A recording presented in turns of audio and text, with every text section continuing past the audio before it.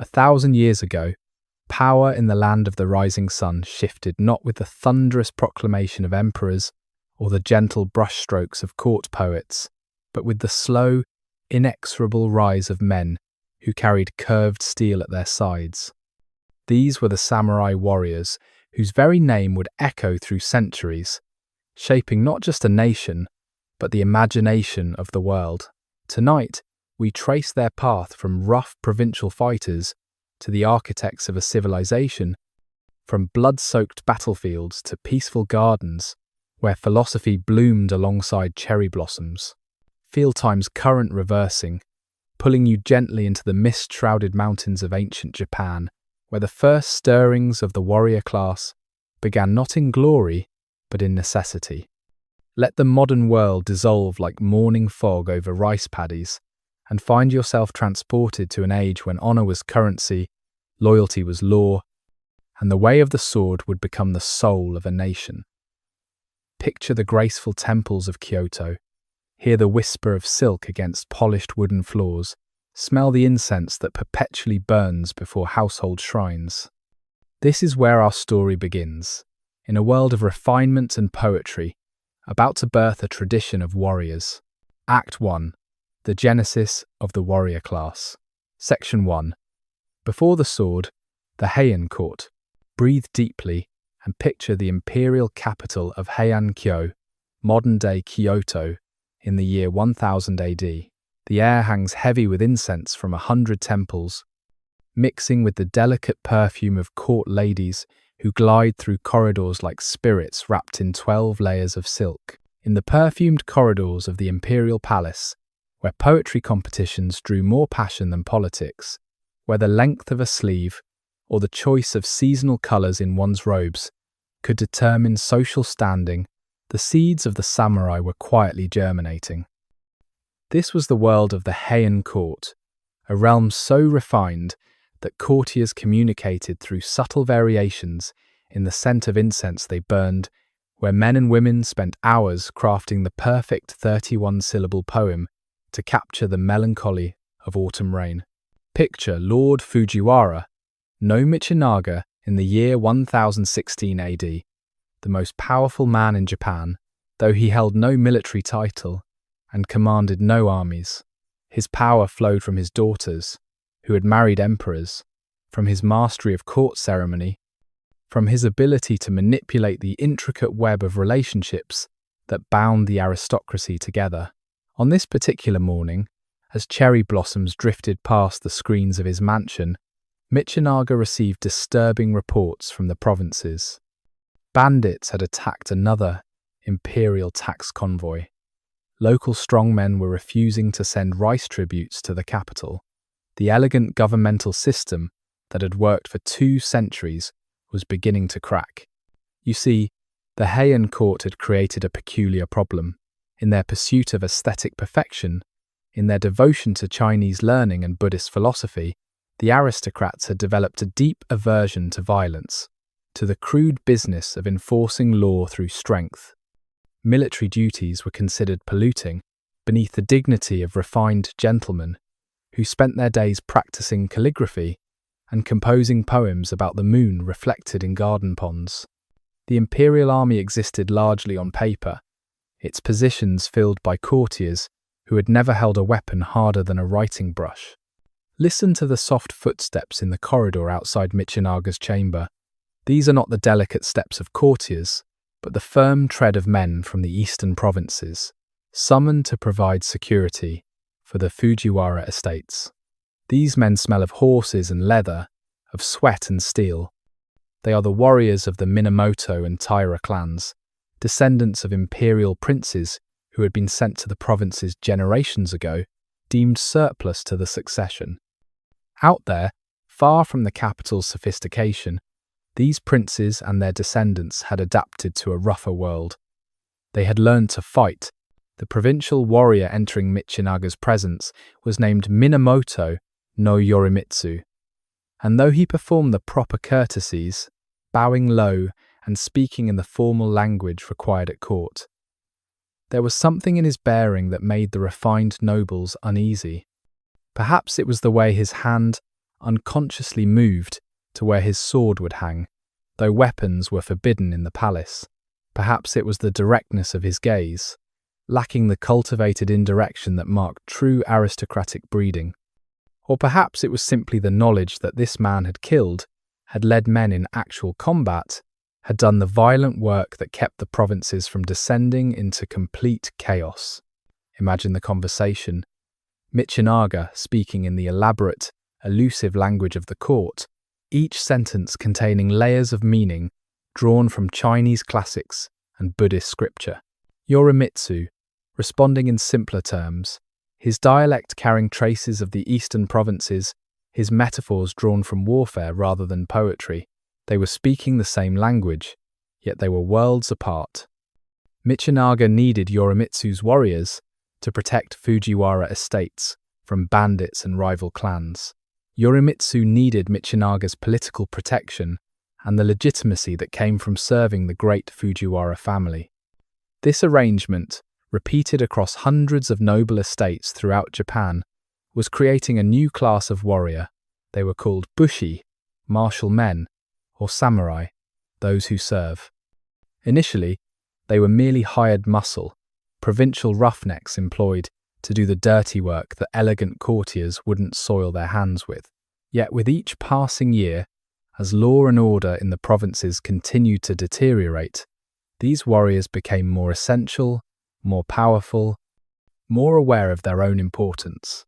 Let your breathing slow as you picture the great estates spreading across the countryside, each one a small kingdom, defended by wooden palisades and warrior bands. Hear the clash of practiced swords in the morning mist, the neighing of war horses being trained, the rhythmic breathing of men learning to move in armour. By the mid-11th century AD, these provincial warriors had developed their own culture, distinct from yet influenced by the court they served. They valued loyalty above refinement, martial skill above poetic ability, though many sought to master both. They developed their own aesthetic, finding beauty in the curve of a blade, the pattern of armour lacing, the moment of stillness before combat. They began to marry only among themselves, creating warrior dynasties that would endure for centuries. Section 2. Blood in the Eastern Provinces. Feel the ground shift beneath you as we travel eastward from the capital, following the Tokaido Road through mountains and valleys, until we reach the Kanto Plain, that vast stretch of fertile land that would become the heartland of warrior power. The year is 1051 AD, and the morning mist carries the acrid smell of burning thatch. In a small farming village, near the Tone River, dawn brought not the usual chorus of birds, but the thunder of hoofbeats. Raiders from a neighbouring province had come for the harvest, and the farmers could only watch in despair as armed men loaded their rice onto pack horses. But this time would be different. The village headman's son, Nakamura Taro, had spent 3 years training with the Minamoto clan. He had returned home just days before, bringing with him a small band of warriors and a new understanding of organised resistance. Picture young Taro, barely 20 summers old, standing before the assembled villagers in the dim light of dawn. His armour was simple, just lacquered leather plates sewn together, nothing like the elaborate suits that would come later. His sword was his grandfather's, reforged by a rural blacksmith who had learned the beginnings of what would become the legendary Japanese sword-making tradition. As Taro spoke to the farmers, teaching them to form a defensive line with bamboo spears, you could see the transformation beginning. These were not warriors yet, but they were no longer helpless victims either. The evolution from farmer to warrior was not unique to Taro's village. Across the eastern provinces, the same pattern repeated. Local strongmen organised defence forces. Farmers spent their winters training with weapons. The boundary between those who fought and those who farmed began to blur. This was particularly true in the Kanto Plain, where the Minamoto clan was building what amounted to a parallel government, complete with its own tax system, courts, and military organisation. Listen to the stories that echoed through warrior halls during these years. There was Minamoto no Yoshie, called Hachiman Taro, the firstborn of the war god, who could shoot arrows with such skill that he could hit a running deer at 300 paces. His brother Yoshimitsu was said to have invented new techniques of close combat, studying the anatomy of executed criminals to understand where a blade could most effectively strike. These were not the elegant poet warriors that later romantics would imagine, but practical men developing practical skills for a violent age. The Hogan Rebellion of 1156 AD marked the moment when these provincial warriors truly entered the stage of national politics. What began as a succession dispute within the imperial family became a showcase for warrior power. Picture the scene in Kyoto as rival factions of the imperial court, for the first time, called upon warrior clans to settle their differences through force. The Minamoto and Taira, those provincial roughnecks, once barely tolerated in the capital, suddenly found themselves kingmakers. The battle itself was brief, lasting only a single night, but imagine the shockwaves it sent through Japanese society. Armed samurai had fought in the streets of the sacred capital. The imperial palace itself had been attacked. Warriors had determined which emperor would sit on the throne. The old order, where authority flowed from ritual and tradition, from poetry and precedents, had been shattered by steel and strength. Breathe in the smoke of burning mansions. Feel the tremor in the earth as mounted warriors charge through streets designed for ox carts and palanquins. The capital that had known only ceremonial violence for 3 centuries now echoed with battle cries and the screams of the dying.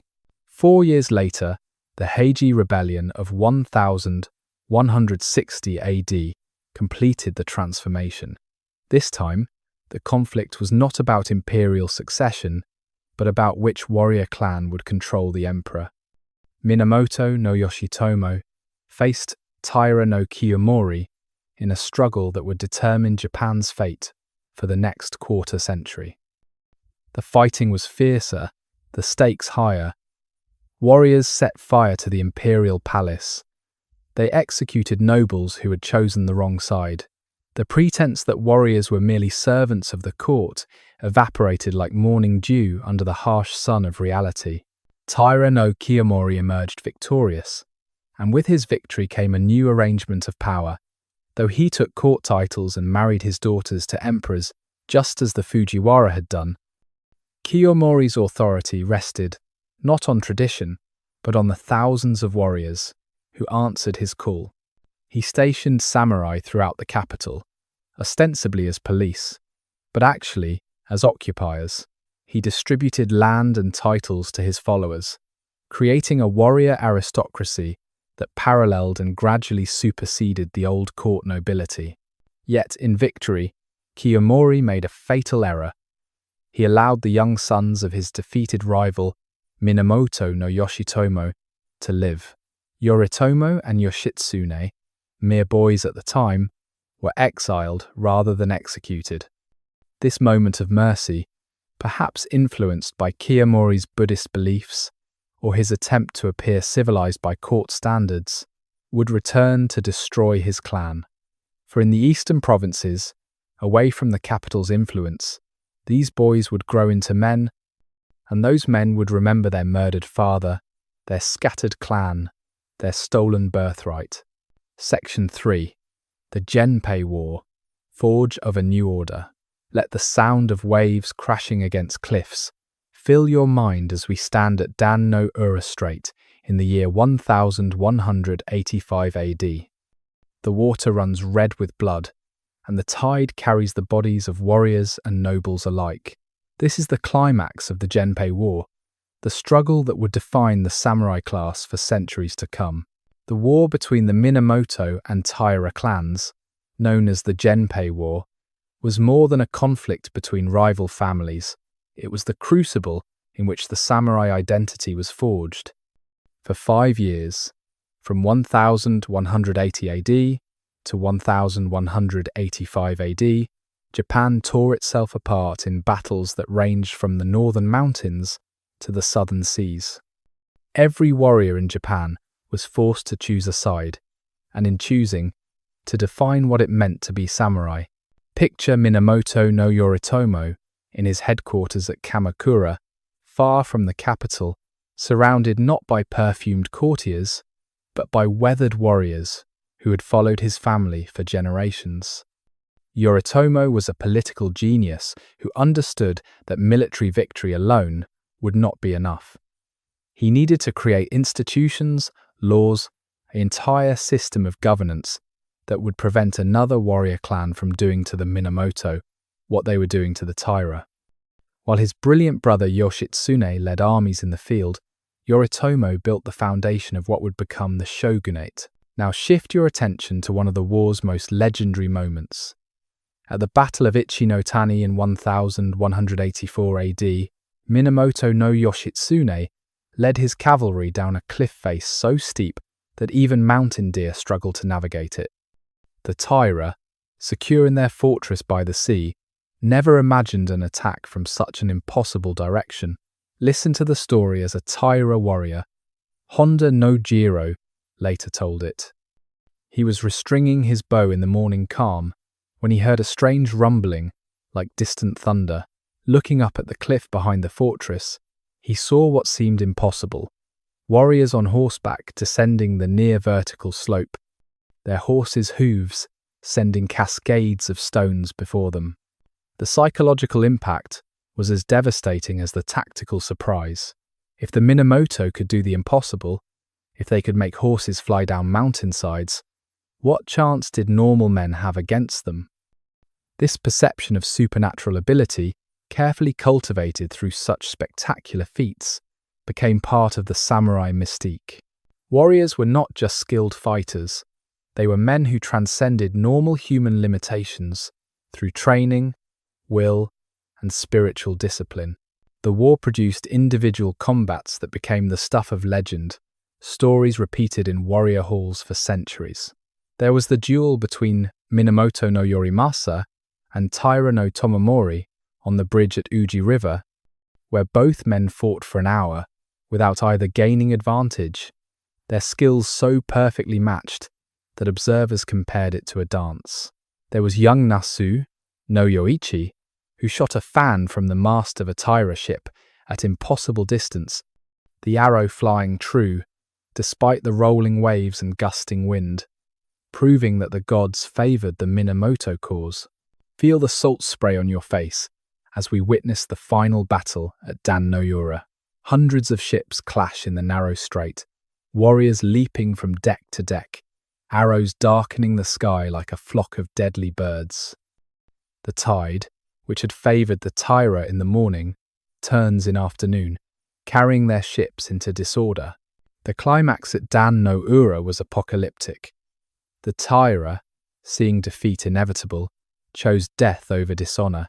The boy emperor, Antoku, only 6 years old, was held by his grandmother as she jumped into the sea, taking with her the sacred sword, one of the 3 imperial treasures. Taira warriors, weighed down by their armour, followed their lords into the waves. The sea, witnesses said, turned red as far as the eye could see, and for years afterward, fishermen claimed that the crabs in the strait bore the faces of drowned samurai on their shells. But listen carefully to what happened next, for it reveals the true genius of Minamoto no Yoritomo. Rather than celebrating his victory with a triumphal return to Kyoto, rather than claiming the imperial throne for himself, Yoritomo stayed in Kamakura. He understood what Taira no Kiyomori had not, that real power did not require proximity to the emperor. Indeed, distance from the court's corrupting influence might preserve warrior virtues better than immersion in palace politics. Yoritomo created a government of warriors, by warriors, for warriors. He established a system where samurai swore direct loyalty to him as shogun, military dictator, rather than to the emperor. He created new laws that governed warrior behavior, establishing standards of loyalty, courage, and honor that would evolve into the code of Bushido. He institutionalized the separation between the ceremonial authority of the imperial court and the real power of the military government, a dual structure that would persist for 700 years. Section 4. The First Shogunate, Kamakura's Iron Rule. Let your mind drift to Kamakura in the year 1192 AD. The city smells of fresh-cut cedar from new construction, sea salt from the nearby bay, and the oil used to maintain weapons and armor. This is not the perfumed capital of Kyoto, but a warrior's city, practical and purposeful. The establishment of the Kamakura shogunate marked the true beginning of samurai rule in Japan. Minamoto Yoritomo, now bearing the title of Sei-tai Shogun, barbarian subduing great general, had created something unprecedented. A military government that ruled alongside, but independent from, the imperial court. Picture him in his austere headquarters, the buildings deliberately simple compared to Kyoto's palaces, receiving reports from his administrators scattered across Japan. The system Yoritomo created was ingeniously simple. He appointed two types of officials to oversee the provinces: Shugo, military governors who maintained order, and Jito, land stewards who collected taxes. Both positions were filled exclusively by warriors who had proven their loyalty during the Genpei War.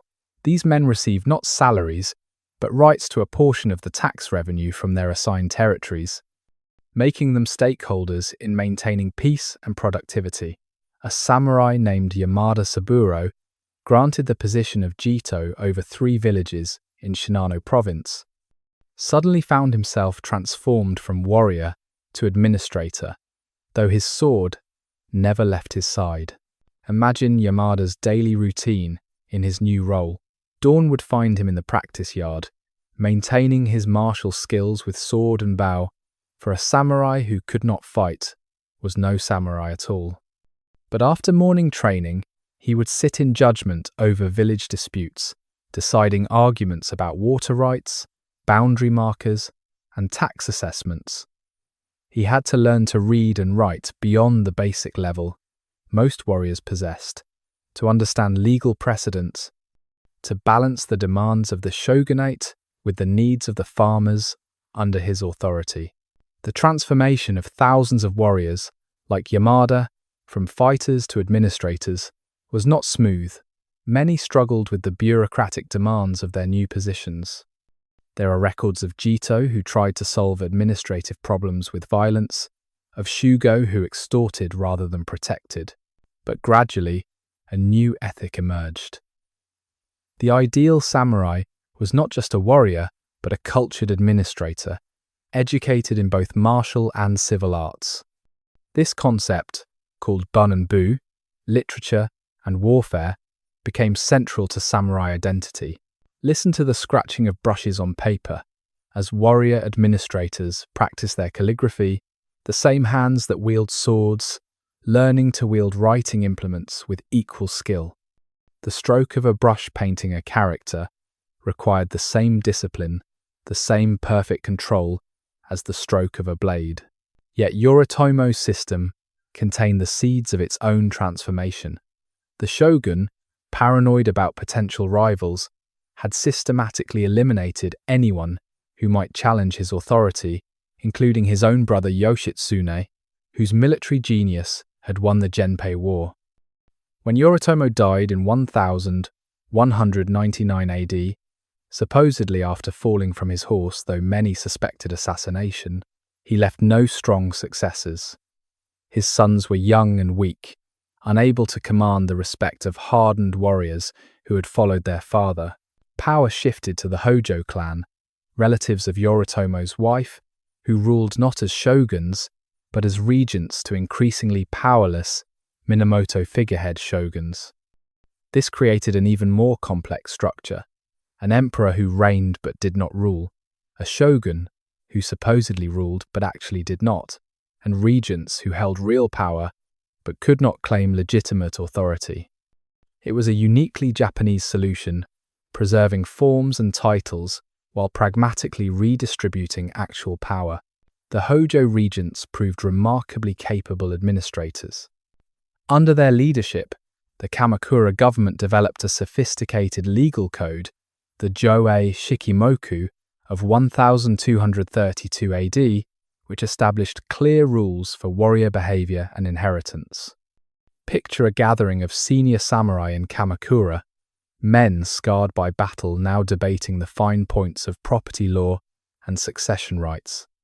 The code they created balanced warrior customs with practical governance needs, establishing precedents that would influence Japanese law for centuries. One provision particularly reveals the evolving samurai mindset. The code guaranteed that samurai widows could inherit and control property, unusual for the time anywhere in the world. This was not motivated by progressive ideals, but by practical necessity. With warriors often dying in battle or during long absences on campaign, families needed stable leadership. Samurai women, like the famous Tomoe Gozen, who had fought alongside her husband in the Genpei War, were expected to be as strong and capable as their men, able to defend their households and manage estates. The early Kamakura period also saw the beginning of Zen Buddhism's influence on samurai culture. Warriors, facing death constantly, were drawn to Zen's emphasis on living fully in the present moment, on transcending fear through meditation and discipline. The priest Aisai, returning from study in China in 1191 AD, established temples in Kamakura that became centers of warrior spiritual practice. Picture samurai sitting in meditation before dawn, seeking the mental clarity that would serve them in both combat and governance. As this section draws to a close, let the sounds of the warrior capital fade to a gentle murmur. Hear the evening bell from Kenshoji Temple, calling samurai to meditation, the distant sound of waves in Sagami Bay, the quiet conversations of warriors discussing tomorrow's administrative duties. The age of the pure warrior was ending. The age of the warrior administrator had begun. This transformation was not without its critics. Some warriors lamented the loss of simplicity, the days when loyalty and courage were all that mattered. An old samurai named Takeda Nobumitsu, veteran of the Genpei War, was recorded saying that young samurai spent too much time with their account books and not enough with their swords. But such voices were increasingly outnumbered by those who understood that the samurai's role had fundamentally changed. They were no longer mere fighters but the ruling class of Japan, responsible for governance, justice, and cultural preservation. The Kamakura shogunate had established a pattern that would define Japan for the next 7 centuries, ruled by the warrior class.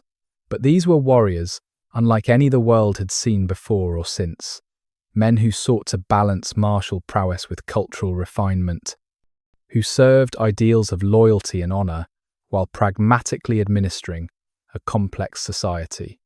The foundation was set, the precedents established. The age of the samurai had truly begun. Act 2. The Flowering of Bushido. Section 5. The Mongol Storms, Unity Through Crisis. Picture yourself standing on the beach at Hakata Bay in northern Kyushu. The year is 1274 AD. The morning fog lifts to reveal a sight no Japanese warrior has ever witnessed. Nearly 900 ships stretching across the horizon, their red sails like drops of blood against the grey sea. The Mongol invasion has begun. The arrival of Kublai Khan's invasion fleet represented more than a military threat. It was a cosmic disruption of the Japanese worldview. For centuries, Japan had existed in splendid isolation, its warriors fighting only each other, developing tactics and honor codes suited to ritualized combat between samurai, who shared cultural assumptions about how war should be waged. Now they faced an enemy that followed no such rules, an army that had conquered from Eastern Europe to China, warriors who fought, not for honor, but for conquest. Listen to the account of Takazaki Suenaga, a minor samurai from Haigo province, who would later commission a scroll painting depicting his experiences in the invasion. On that first day of battle, Suenaga rode toward the Mongol lines, expecting the traditional sequence of Japanese warfare, an exchange of arrows, individual champions calling out challenges, honorable single combat between worthy opponents. Instead, he encountered disciplined ranks of soldiers who fought as units, strange weapons that exploded with thunder and flame, and tactics that seemed, without honor, but devastatingly effective. The Mongols used gunpowder bombs, catapulted from their ships, or thrown by hand, creating explosions that terrified horses and shattered traditional samurai formations. They employed poisoned arrows, which Japanese warriors considered cowardly, but which proved lethally effective. Most disturbing of all, they fought as coordinated units, with drums and gongs signaling mass movements, while samurai were accustomed to fighting as individual heroes seeking personal glory. Picture the scene as Suinaga described it. His first charge toward the Mongol lines, calling out his name and lineage as tradition demanded, only to be met by a coordinated volley of arrows. His horse was shot from under him, and as he struggled to rise in his heavy armor, a ceramic bomb exploded nearby, the shrapnel tearing through his shoulder guard. He was saved only by the chance arrival of reinforcements, who dragged him to safety. The proud samurai, trained from childhood in the arts of war, had nearly died in his first moments of combat against this foreign enemy. Breathe in the acrid smoke of gunpowder, a smell entirely new to Japanese nostrils. Feel the ground shake with explosions. Hear the alien sound of Mongol war drums echoing across waters that had known only peace for generations. Yet the samurai adapted with remarkable speed. By the second day of fighting, they had abandoned their traditional tactics. Instead of seeking individual combat, they began fighting in coordinated groups. They learned to recognize the sound of incoming bombs and scatter before impact. Most importantly, they discovered that in close combat, where their superior swords and lifetime of training could come into play, they were more than a match for the invaders. The kamikaze, the divine wind that destroyed the Mongol fleet after only a few days of fighting, has become legendary, but focus instead on what happened in those days before the storm. Japanese warriors from across Kyushu, many of them hereditary enemies, fought side by side against the foreign threat. The Otomo clan fought alongside the Shoni clan, despite generations of rivalry.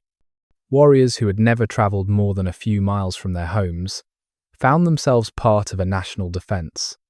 For the first time since the Genpei War, Japanese samurai had a common enemy.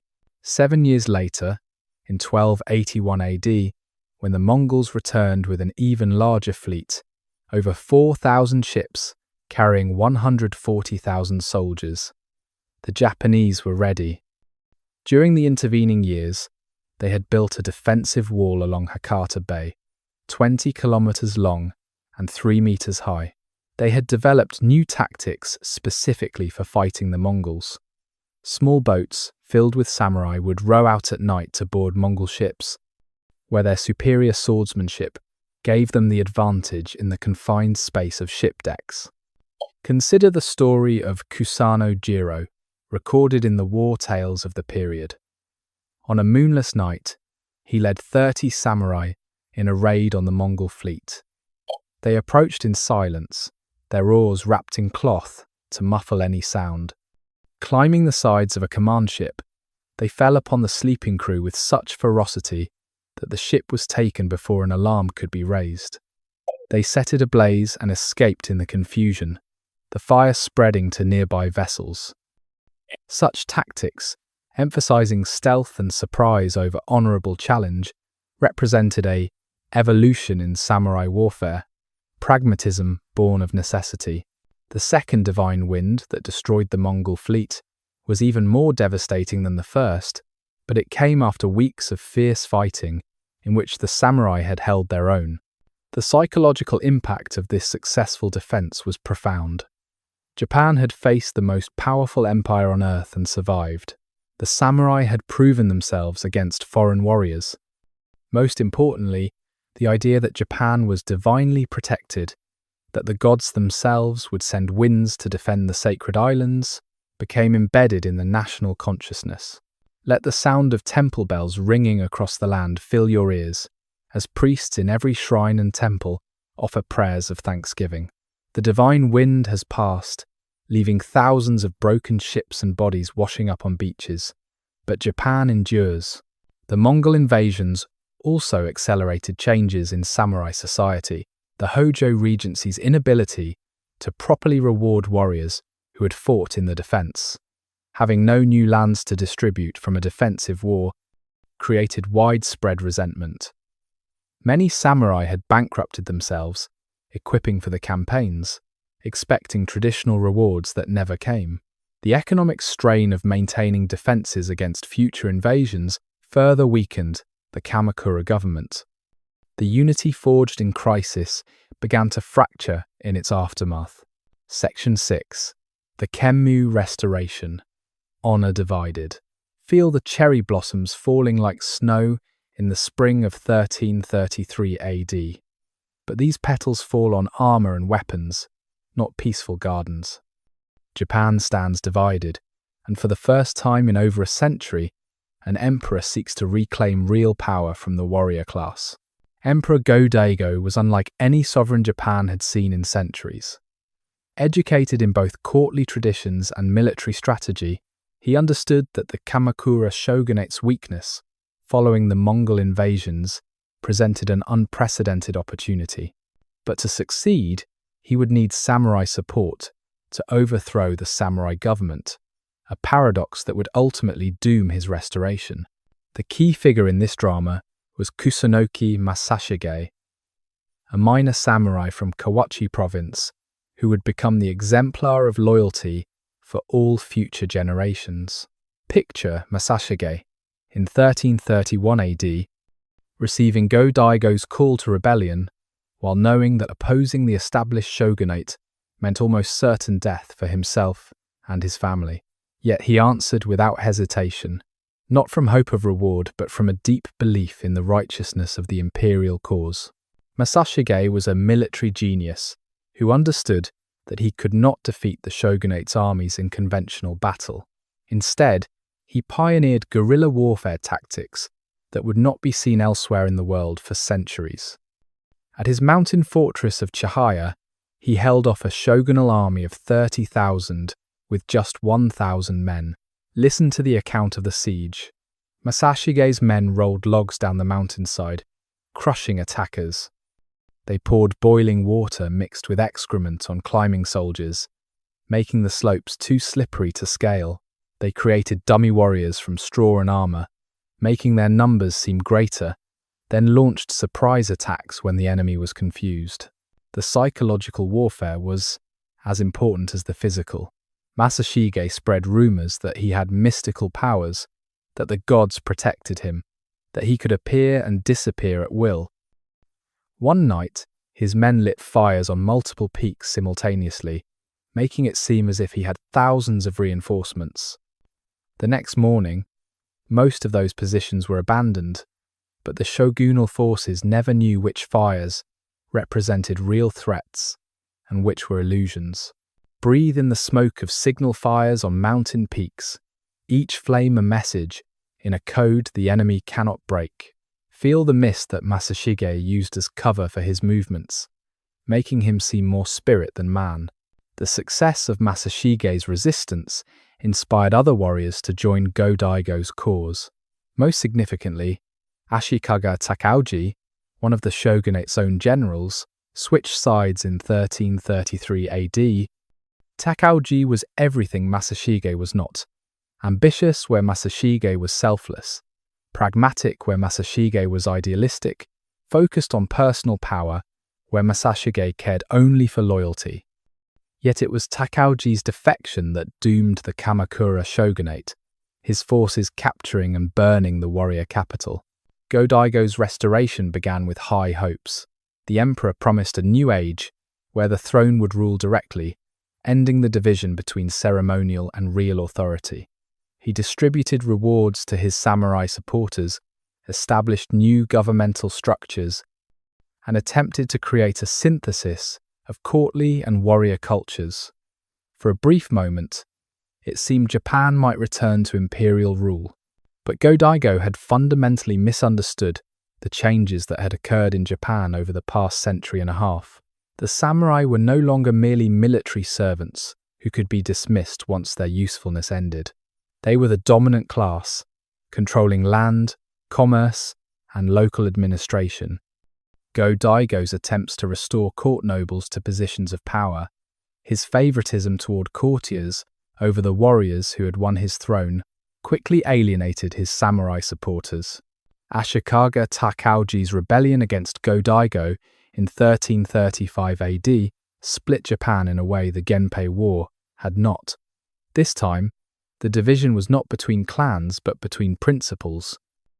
Should warriors serve the emperor absolutely, as Kusunoki Masashige argued, or did they have the right to oppose an emperor who governed poorly, as Takauji claimed? The establishment of rival northern and southern courts, each claiming legitimacy, forced every samurai to make an impossible choice. The Battle of Minatogawa in 1336 AD became the defining moment of this age. Kusunoki Masashige, knowing he was outnumbered and would likely die, still led his forces against Takauji's army. Before the battle, he told his son, Masatsura, only 10 years old, to survive and continue fighting for the southern court, no matter how hopeless the cause seemed. His death poem, written that morning, read, "Would that I had 7 lives to give for my sovereign." Picture the battle itself. Masashige's outnumbered forces fighting with desperate courage, knowing defeat was certain, but refusing to yield. When the battle was lost, Masashige and his brother Masasue retired to a nearby farmhouse where they committed ritual suicide rather than be captured. His last words, recorded by his retainer, were a wish to be reborn 7 times to continue serving the emperor. This act of ultimate loyalty, choosing death over pragmatic surrender, became the highest ideal of Bushido. Listen to the silence after the battle, broken only by the cawing of crows gathering over the battlefield. Masashige is dead, but his legend is just beginning to live. The northern and southern court period that followed, lasting until 1392 AD, created a unique situation in samurai culture. Warriors on both sides claimed to fight for legitimate authority. Families split, with brothers fighting on opposite sides. The old certainties of loyalty and honor became clouded when both sides could claim righteousness. A samurai named Yamada Takamori left a diary describing his anguish at having to choose between his lord, who supported the northern court, and his conscience, which told him the southern court was legitimate. This period of division paradoxically strengthened Bushido by forcing warriors to think deeply about the principles underlying their service. It was not enough to simply follow one's lord. A samurai had to consider the righteousness of the cause, the legitimacy of authority, the meaning of loyalty when faced with conflicting obligations. The philosophical foundations of the warrior code were laid during these years of moral complexity. Section 7. The Muromachi Synthesis. Warriors as aesthetes. Picture the golden pavilion, Kinkakuji, reflecting in its surrounding pond in 1397 AD, its gold leaf walls shimmering like captured sunlight. This temple, built by the shogun Ashikaga Yoshimitsu, represents the marriage of warrior power and aesthetic refinement that would define the Muromachi period. Ashikaga Yoshimitsu, the third Ashikaga shogun, achieved what had eluded rulers since the Heian period, a genuine synthesis of courtly culture and warrior power. Unlike the Kamakura shoguns who had ruled from deliberate distance, Yoshimitsu brought the shogunate to Kyoto, immersing himself and his warriors in the cultural traditions of the ancient capital while maintaining military supremacy. Consider a typical day in Yoshimitsu's life. In 1400 AD, dawn would find him in the meditation hall of his palace, practicing zazen meditation with the Zen master Soseki. After meditation, he would review governmental documents, making decisions that affected the entire realm. The afternoon might be spent in sword practice, maintaining the martial skills that legitimized his rule. But as evening approached, he would transform into a different creature entirely, hosting elaborate cultural gatherings where warriors and courtiers mingled, watching no performances, participating in tea ceremonies, competing in poetry competitions. The development of no theatre during this period perfectly embodied the warrior aesthetic synthesis. The plays, many written by the genius Siami under Yoshimitsu's patronage, took warrior tales and transformed them into highly stylized performances that emphasized spiritual and emotional depth over martial action. Picture a performance of Atsumori, the story of a young Taira warrior killed in the Genpei War. The actor, possibly a samurai himself, moves with deliberate, controlled grace, every gesture refined through years of practice, telling a story of war through the medium of art. The movements of No, slow and deliberate, requiring perfect control and balance, were not so different from the kata, the formal exercises of sword fighting. Both demanded absolute mastery of the body, total focus of the mind, and the ability to maintain composure under pressure. Samurai watching No saw their own training reflected in the actor's discipline. Some warriors even adapted No movements to their martial arts, finding that the theatre's emphasis on centeredness and economy of motion improved their combat effectiveness. Let the haunting sound of the No flute fill your mind, its ethereal notes seeming to come from another world.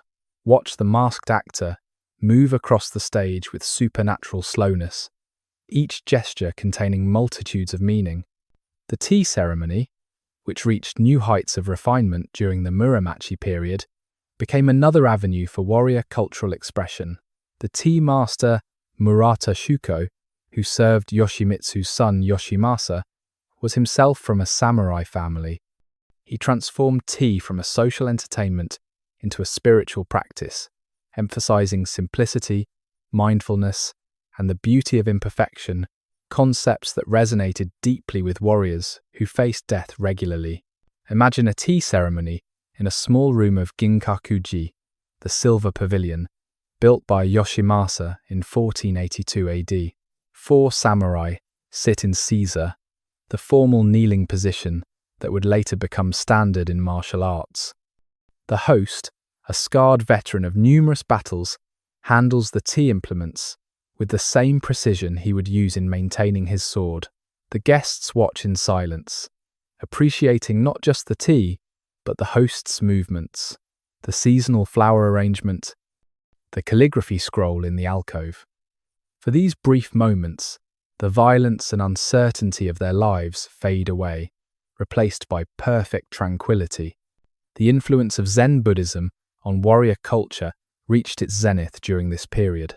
Zen temples became centers of learning where samurai studied not just meditation, but also Chinese classics, poetry, and painting.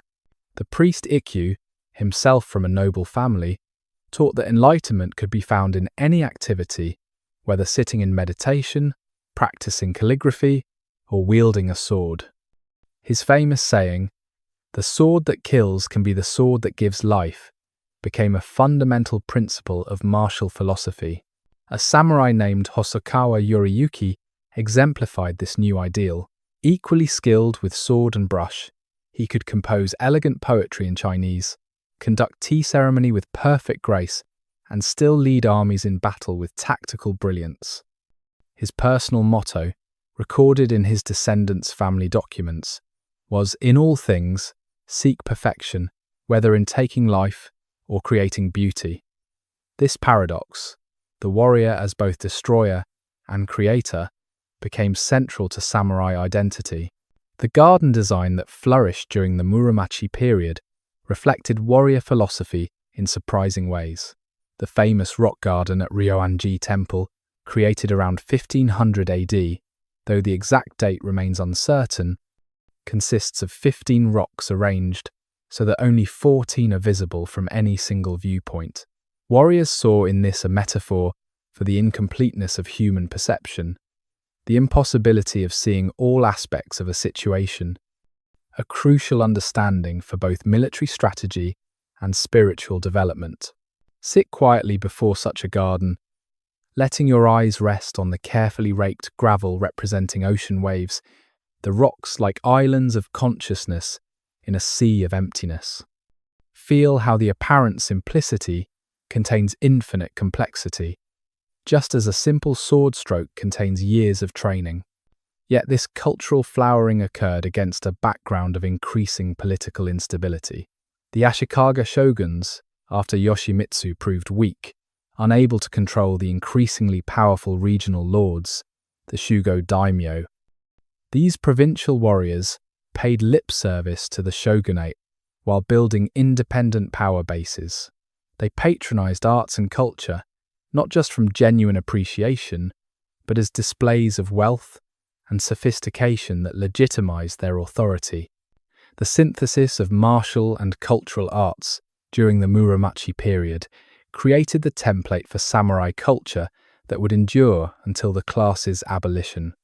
The ideal warrior was now expected to be equally comfortable in the battlefield and the tea house, as skilled with brush as with blade. This was not mere dilettantism, but a recognition that the disciplines required for cultural pursuits, focus, precision, aesthetic sensitivity, enhanced martial ability, while martial training's emphasis on discipline and presence improved artistic expression. Section 8. Provincial Wars, the Crucible Years. The year is 1467 AD, and Kyoto burns.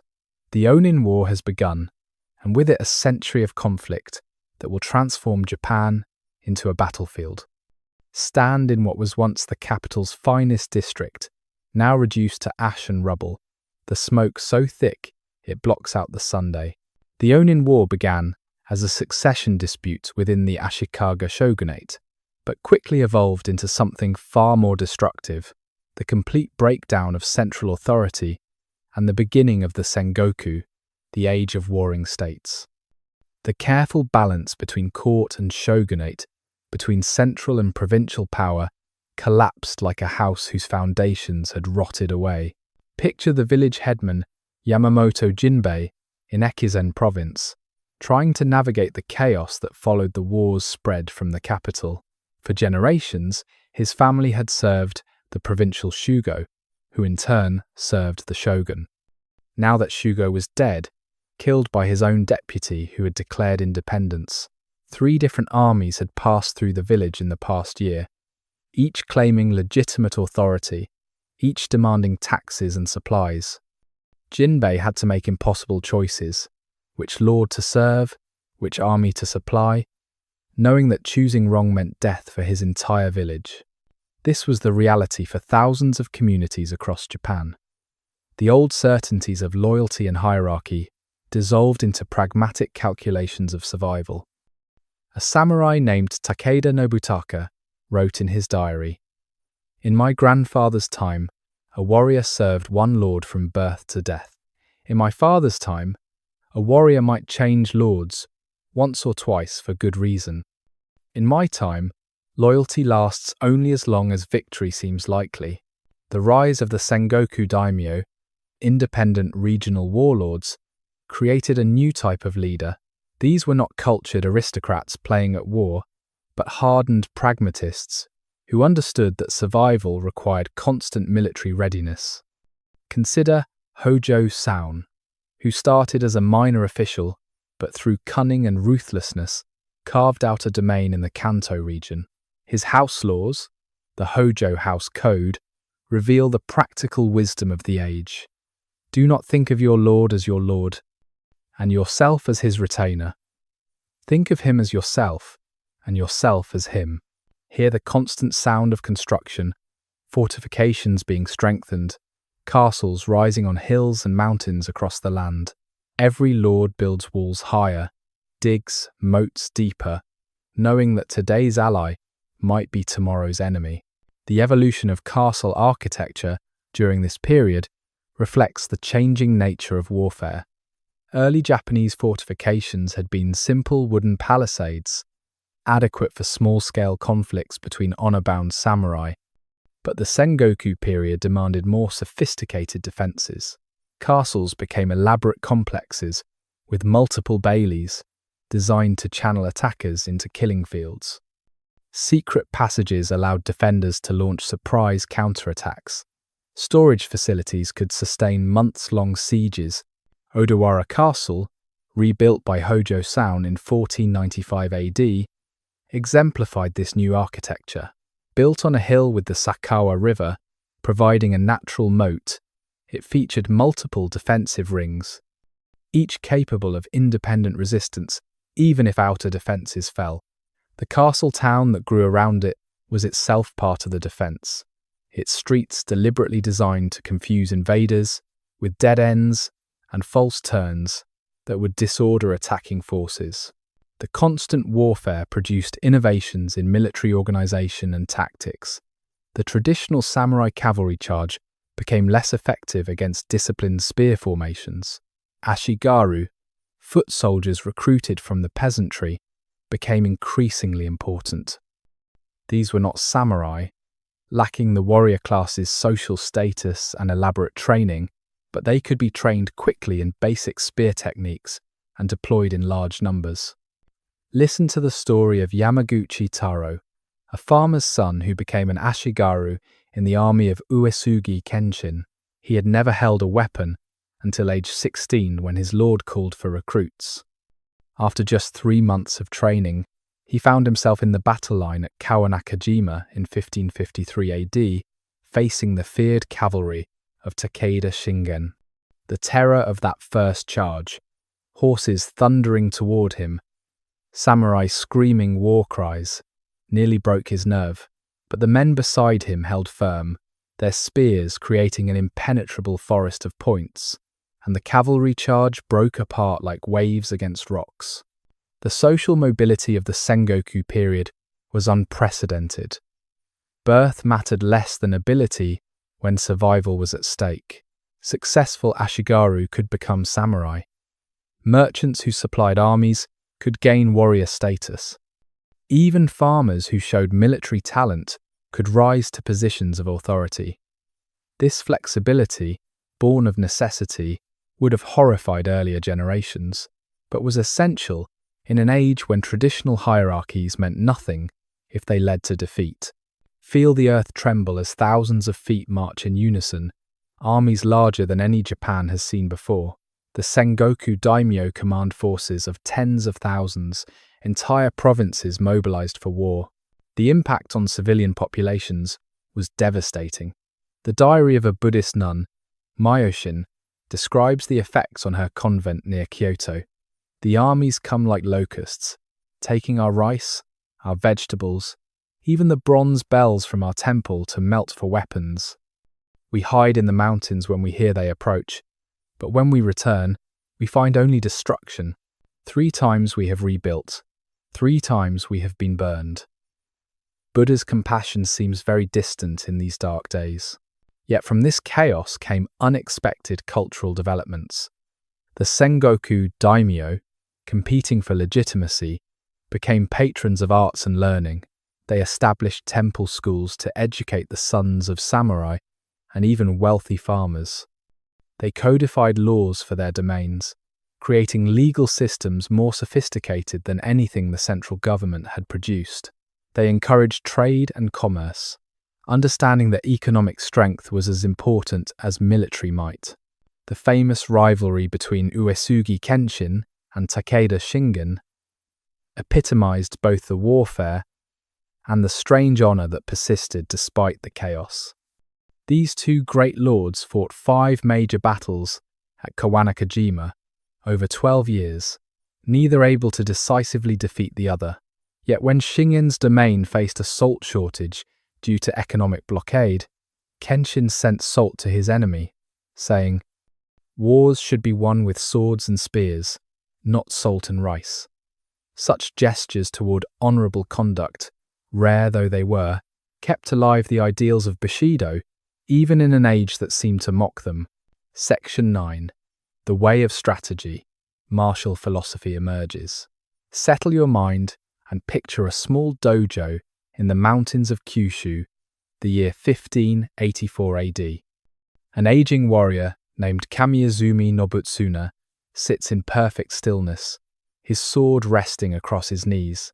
Around him, young samurai wait breathlessly for the lesson that will transform their understanding of combat from mere technique to profound philosophy.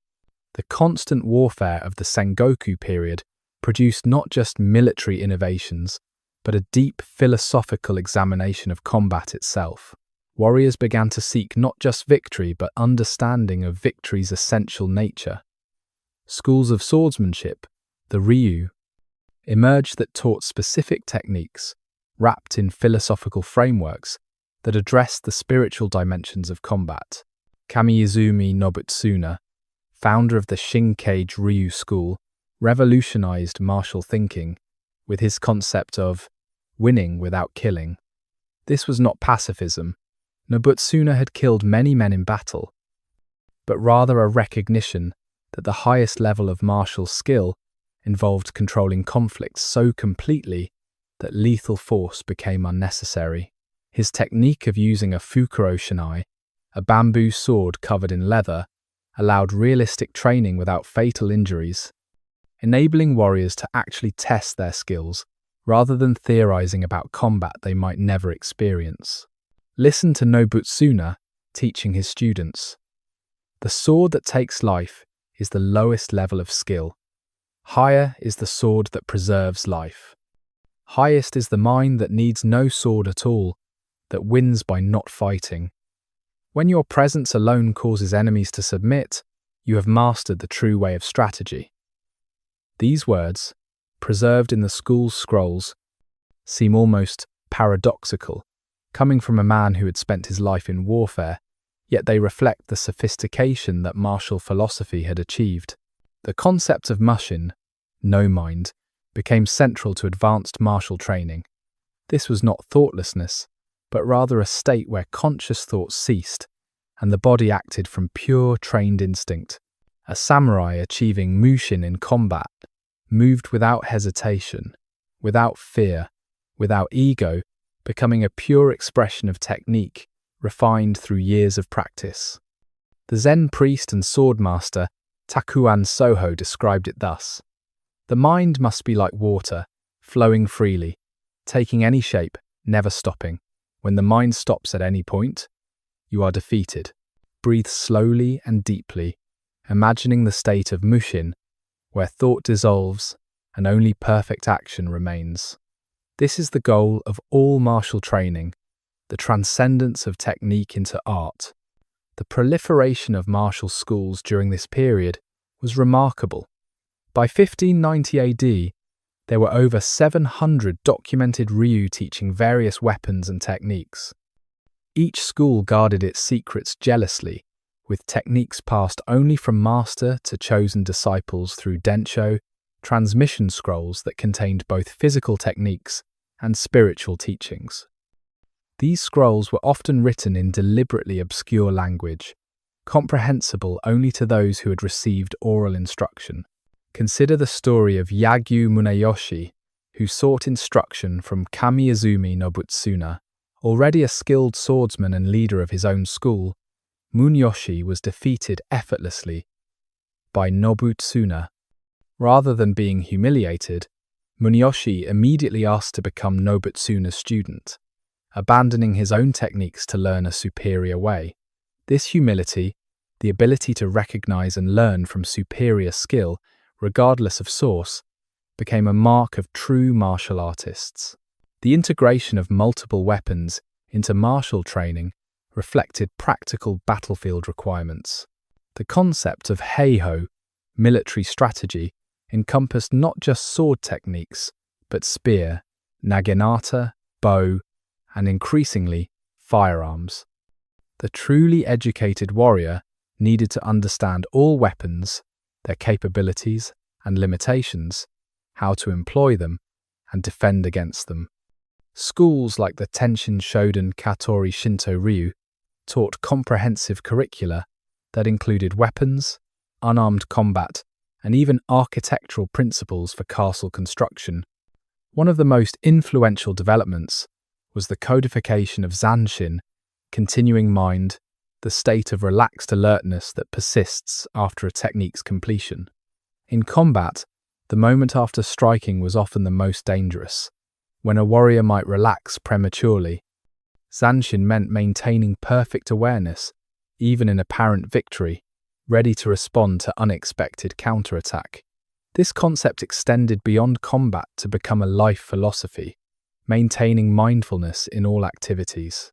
The famous swordsman Ito Itosai Kagehisa, founder of the Ito Ryu school, emphasized the principle of one strike, one life. His teaching that every technique should be performed as if life depended on that single moment transformed how warriors approached training. Each practice stroke was executed with the same intensity as actual combat, building the mental focus that would serve in real battle. His saying, 10,000 days of training to forge, 1,000 days to polish, became a maxim for martial artists. Listen to the sound of wooden swords clashing in the pre-dawn darkness. Warriors training before first light, their breath forming clouds in the cold air. Each strike is precise, controlled, containing the focused intention of life and death. The philosophical sophistication of these martial schools attracted not just warriors but monks, scholars, and even merchants who sought the discipline and insight that martial training provided. The boundaries between martial arts and spiritual practice blurred. Training the body became a means of training the mind and spirit. The dojo became a sacred space where social distinctions dissolved and only skill and character mattered. The text, Heiho Kedensho, written by Yagyu Munenori in 1632 AD, though based on earlier teachings, articulated the ultimate goal of martial philosophy. The purpose of training is to overcome 6 diseases: the desire for victory, the desire to rely on technical skill, the desire to show off, the desire to psychologically overwhelm the opponent, the desire to remain passive, and the desire to be rid of these diseases. When you transcend these desires, you act from mushin, and your technique becomes perfect expression. This period also saw the development of what would later be called situational awareness, though Sengoku period warriors called it kan, intuition. Masters taught students to perceive danger before it manifested, to read subtle changes in posture or breathing that telegraphed attack, to feel the killing intent, saki, that preceded violence. Stories were told of masters who could sense ambush from hidden attackers, who could dodge arrows shot from concealment, who seemed to have supernatural awareness of their surroundings. The reality was years of training that developed hyper-awareness of environmental cues. A shift in bird songs might indicate hidden enemies. A horse's nervousness could signal ambush ahead. The way a man's hand moved toward his sword revealed his intention before he consciously decided to draw. This wasn't mysticism, but refined observation, pattern recognition, developed through constant exposure to danger. As the Sengoku period drew toward its close, these martial philosophies had transformed the samurai from mere warriors into warrior philosophers. The integration of Zen Buddhism, Confucian ethics, and indigenous Shinto beliefs with practical combat experience created a uniquely Japanese martial culture. The way of the sword had become a way of life, a path to self-perfection that transcended its violent origins. Act 3. The Age of Unification. Section 10. Oda Nobunaga, the Demon King's Revolution. The year is 1560 AD, and on a hilltop overlooking the Dengaku Hazama Gorge, a young warlord named Oda Nobunaga watches 2,000 of his soldiers face 25,000 enemies. The morning rain has stopped, and steam rises from the wet earth like incense offered to the gods of war. In the next hour, everything Japan knows about warfare will change. Oda Nobunaga was unlike any leader Japan had produced. Where traditional samurai valued honor, Nobunaga valued effectiveness. Where others followed ancient precedents, Nobunaga created new realities. His contemporaries called him the Demon King, and he embraced the title, understanding that fear could be as powerful as any army. Yet this demon would do what generations of honorable warriors had failed to accomplish: begin the unification of Japan. Picture Nobunaga on that morning at Okehazama, his commanders arguing for retreat against the overwhelming forces of Imagawa Yoshimoto. Nobunaga sat in silence, then suddenly stood and performed a brief dance from a no play about the warrior Atsumori, who died young but glorious. "Human life is 50 years, he chanted. "Compared to the age of the gods, it is but a fleeting dream." Then, without explanation, he ordered his men to follow him into what seemed certain death. What followed was not the honorable battlefield confrontation that Yoshimoto expected. Nobunaga led his forces through hidden paths he had scouted weeks before. The rain that had seemed a disadvantage masked their movement. They struck Yoshimoto's camp during the victory celebration, when the Imagawa samurai had removed their armor and were drinking sake. Yoshimoto himself, one of the most powerful daimyo in Japan, died in his tent, cut down before he could even call for his sword. In minutes, an army of 25,000 dissolved into leaderless panic. Listen to the account of Maeda Toshie, one of Nobunaga's young commanders. "My lord cared nothing for what others thought proper. When old generals quoted Chinese military classics, he would laugh and say, 'Show me where Sun Tzu fought in Japan.' When priests told him certain days were inauspicious for battle, he attacked on those exact days, saying surprise was more powerful than superstition. He was frightening to serve, but he made us believe anything was possible. Feel the ground shake at Nagashino in 1575 AD, not from charging cavalry, but from something new: 3,000 arquebuses firing in coordinated volleys, a sound like thunder that never stops. The Battle of Nagashino became the tombstone of traditional samurai warfare. The Takeda cavalry, considered the finest in Japan, charged Nobunaga's positions with the same courage that had brought them victory for generations. But Nobunaga had prepared something unprecedented. He positioned his arquebus troops behind wooden palisades, protected from cavalry charge, and organized them in 3 ranks. As one rank fired, another aimed, and the third reloaded. The result was continuous fire that cut down horses and riders before they could close to sword range. Takeda Katsuyori watched his cavalry, including samurai whose families had served the Takeda for centuries, destroyed in waves.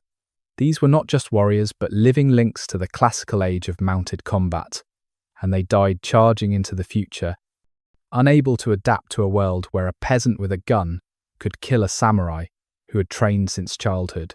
One survivor, Naito Masatoyo, wrote, "The battlefield was carpeted with the bodies of horses and men. The pride of the Takeda, accumulated over generations, was destroyed in a single morning by merchants' weapons."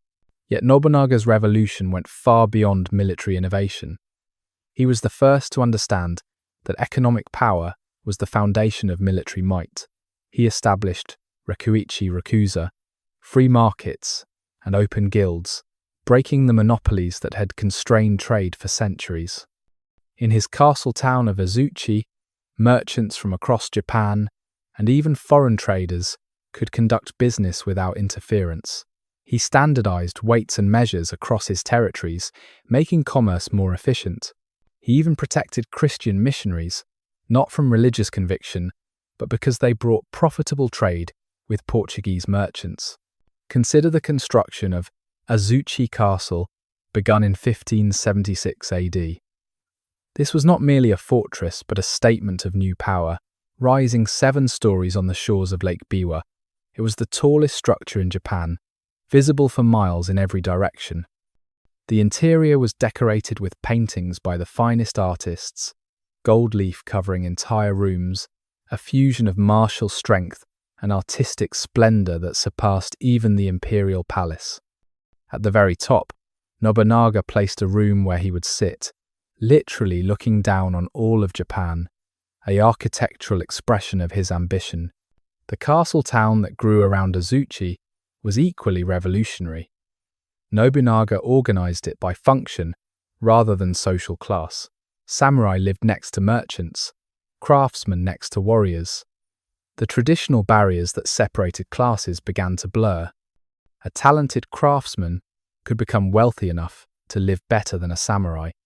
A merchant's son could join Nobunaga's army and rise through merit. This social fluidity, unthinkable under the old system, attracted the ambitious and talented from across Japan. Breathe in the smoke from Mount Hiei, burning in 1571 AD, 3,000 temples reduced to ash, 20,000 monks and their families slaughtered. The Demon King has decided that institutional Buddhism, with its warrior monks and political interference, has no place in his new Japan. The destruction of the Mount Hiei monastery complex shocked even Nobunaga's supporters. These temples had stood for 600 years, since the Heian period. They were repositories of learning, art, and Buddhist scripture, but they had also become military powers, their warrior monks interfering in politics, their economic strength rivaling great daimyo. When they opposed Nobunaga, he responded not with negotiation but annihilation. A survivor, the monk Jitsuen, described the horror. They came at dawn, surrounding the mountain completely. As we fled our burning temples, soldiers waited on every path. They showed no mercy, not to aged priests, not to young acolytes, not even to the women and children who served the monastery. Lord Nobunaga watched from below, they say, as the smoke rose to heaven. He called it purification by fire. This ruthlessness served a calculated purpose. Nobunaga understood that Japan's fragmentation was sustained by multiple power centers: the imperial court, the Buddhist establishments, the independent daimyo, the merchant guilds. To unify Japan, he had to break or subordinate all competing authorities. He reduced the emperor to a figurehead, destroyed resistant Buddhist sects, crushed daimyo who opposed him, and brought merchant communities under his direct control. Yet Nobunaga was not simply a destroyer. He patronized the tea master, Sen no Rikyu, whose aesthetic of refined simplicity would define Japanese culture for centuries. He supported painters, poets, and musicians. He collected art with the passion of a connoisseur, particularly pieces that demonstrated technical innovation or foreign influence. His collection of tea implements was legendary, with individual pieces valuable enough to be rewards equivalent to entire provinces. The contradiction of Nobunaga, the brutal warlord who appreciated beauty, the destroyer who was also a creator, the revolutionary who participated in traditional arts, embodied the transformation of the samurai class itself. The pure warrior was becoming obsolete. Success now required political acumen, economic understanding, cultural sophistication, and willingness to abandon tradition when it no longer served. As 1582 AD arrived, Nobunaga controlled over a third of Japan. His enemies were in retreat, his new methods of warfare and governance proving irresistible. He spoke of plans to invade China, to make Japan the center of a new Asian empire. But on a warm night in June, at the Honnoji Temple in Kyoto, his story would end as violently as it had been lived. Section 11. Toyotomi Hideyoshi, The Peasant's Dream. Picture: the Honnoji Temple in flames on the 21st day of the 6th month, 1582 AD. Inside, Oda Nobunaga performs his final act, ritual suicide, as his retainer, Akechi Mitsuhide's army, surrounds the building. But 200 miles away, a small, ugly man, with a face like a monkey, receives the news and understands that his moment has come. Toyotomi Hideyoshi, born a peasant, will complete what Nobunaga began. Hideyoshi's rise from nothing to everything was unprecedented in Japanese history. Born Kinoshita Tokichiro, to a peasant family in Owari province. He had no surname, no status, no prospects beyond a life of agricultural labor. Yet by 1590 AD, he would rule all of Japan, commanding respect from daimyo, whose ancestors had been samurai for 20 generations. His story was both inspiration and threat to the established order, proof that ability could triumph over birth. Listen to Hideyoshi himself, speaking to his generals after defeating Akechi Mitsuhide at Yamazaki, just 13 days after Nobunaga's death. Lord Nobunaga saw something in me that I barely saw in myself. When I first approached him, I was nobody, a foot soldier who could barely hold a spear properly. But I could think, I could organize, I could see solutions where others saw only problems. He called me monkey, and I took pride in the name. A monkey can climb higher than a tiger, after all. Hideyoshi's military genius lay, not in personal combat skills, he was never more than adequate with a sword, but in his understanding of logistics, diplomacy, and psychology. At the siege of Takamatsu Castle in 1582 AD, rather than waste lives in direct assault, he diverted a river to flood the castle, turning its defensive position into a trap. When he needed to move his army 200 miles in 4 days to confront Akechi Mitsuhide, he had supplies pre-positioned along the route, allowing his forces to march at unprecedented speed. But his greatest innovation was understanding that most conflicts could be won without fighting. He offered generous terms to enemies who surrendered, allowing them to keep their domains as his vassals. He took hostages, not as prisoners, but as honored guests, educating their children alongside his own, creating bonds of obligation that were stronger than fear. By 1587 AD, many daimyo submitted to him voluntarily, recognizing that resistance meant destruction, while submission brought rewards. Feel the weight of 10,000 swords being collected in 1588 AD, the great sword hunt that would separate the samurai from all other classes forever. Farmers lined up to surrender their weapons, receiving in exchange the promise of peace and the curse of permanent subordination. The sword hunt was Hideyoshi's solution to a paradox. He had risen from the peasant class through military service, but he could not allow others to follow his path without undermining the stability he sought to create. The edict was elegantly simple. All non-samurai must surrender their weapons, which would be melted down to create a giant Buddha statue. This gave the disarmament a religious justification that made resistance seem impious. A farmer named Yamada Jinbei, whose grandfather had fought as a warrior farmer in the Onin War, recorded his thoughts.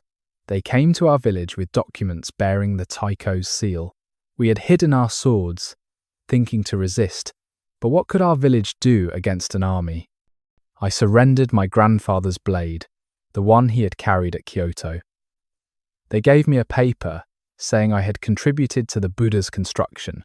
The paper was worthless, but I kept it anyway to remember the day I stopped being free.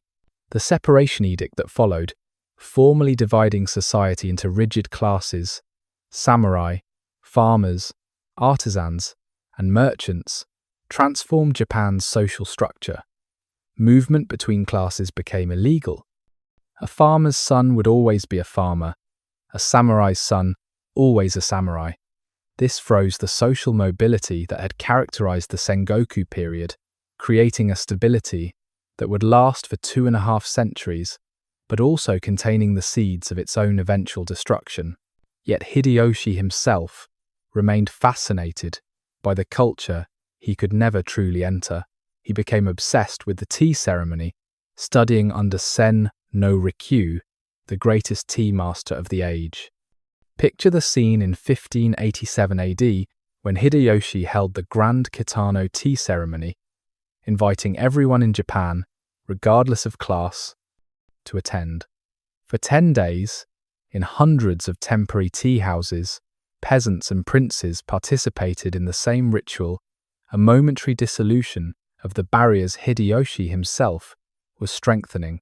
The relationship between Hideyoshi and Rikyu embodied the tension between power and aesthetics.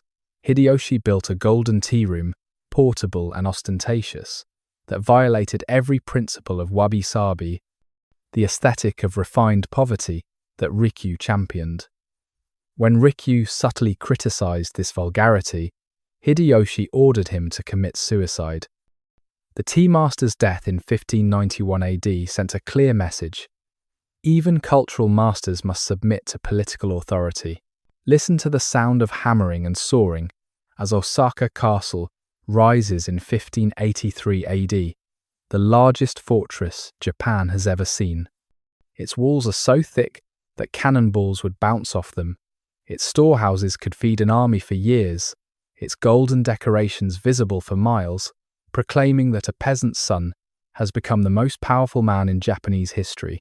Hideyoshi's ambitions extended beyond Japan.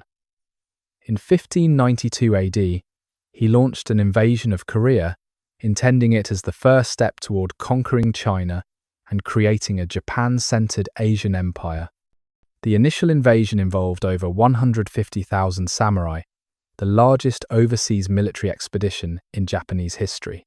The samurai, equipped with arquebuses and experienced from decades of civil war, initially overwhelmed Korean defenders. But the invasion revealed the limits of samurai power. Korean Admiral Yi Sun-sin's turtle ships, the world's first armored warships, destroyed Japanese supply lines. Chinese armies intervened with overwhelming numbers.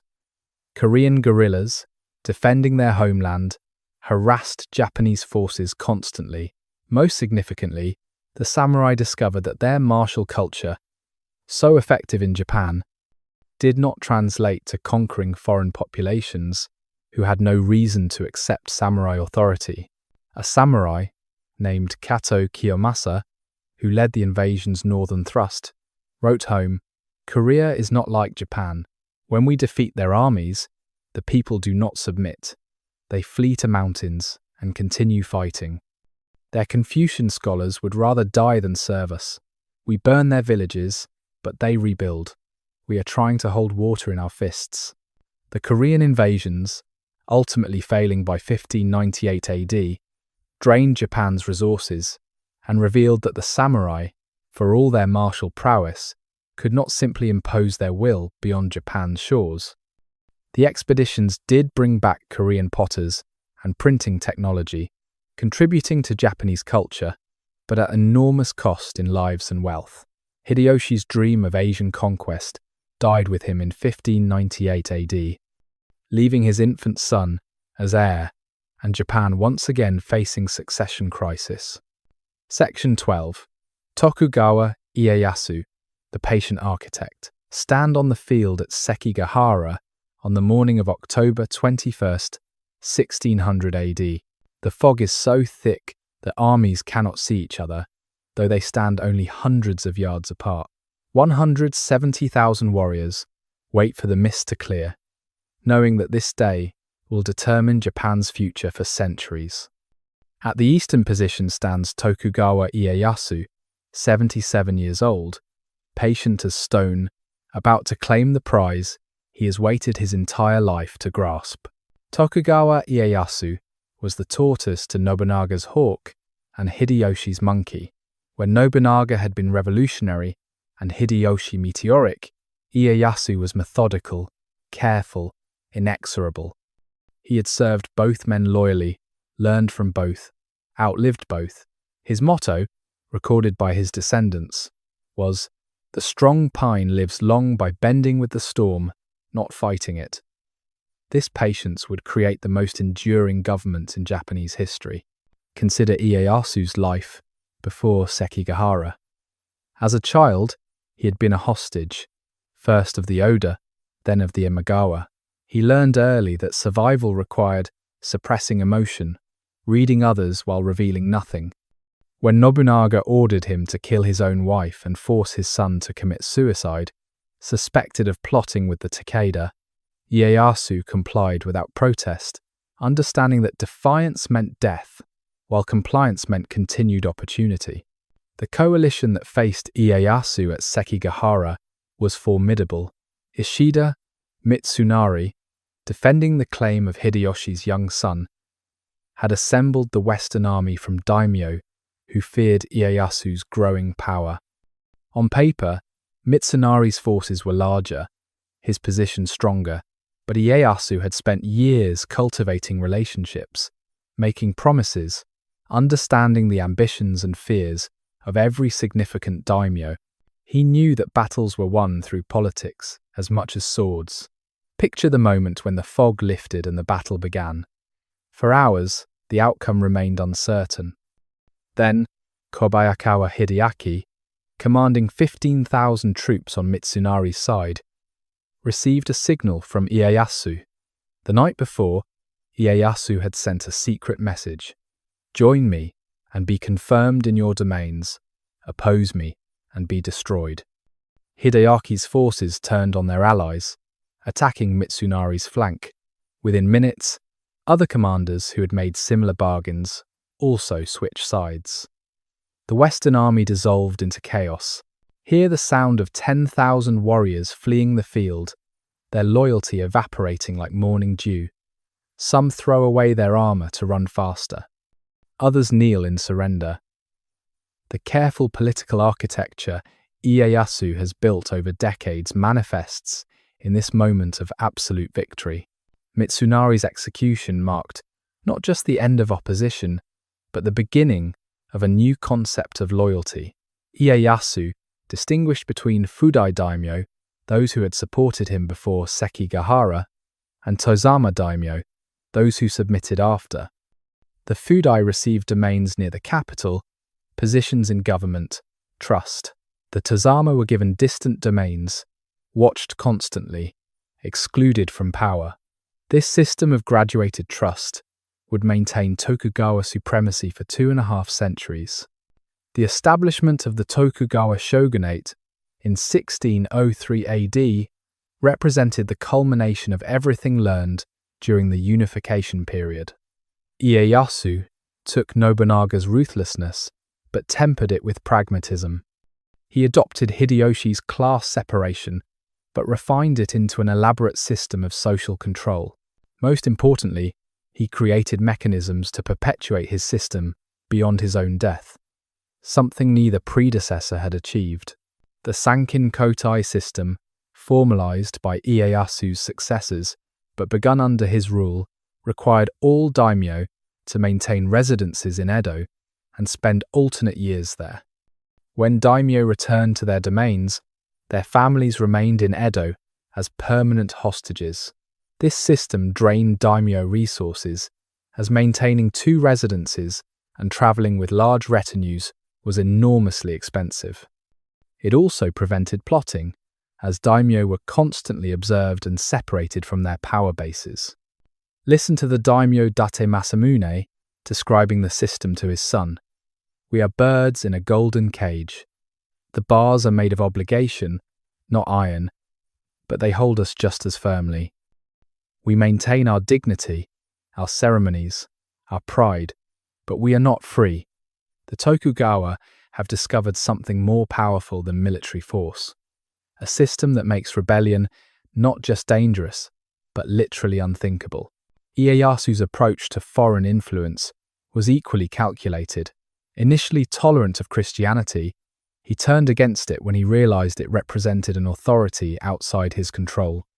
The execution of 26 Christians in Nagasaki in 1597 AD, actually ordered by Hideyoshi, but continued under Ieyasu, began the process that would eventually close Japan to foreign influence.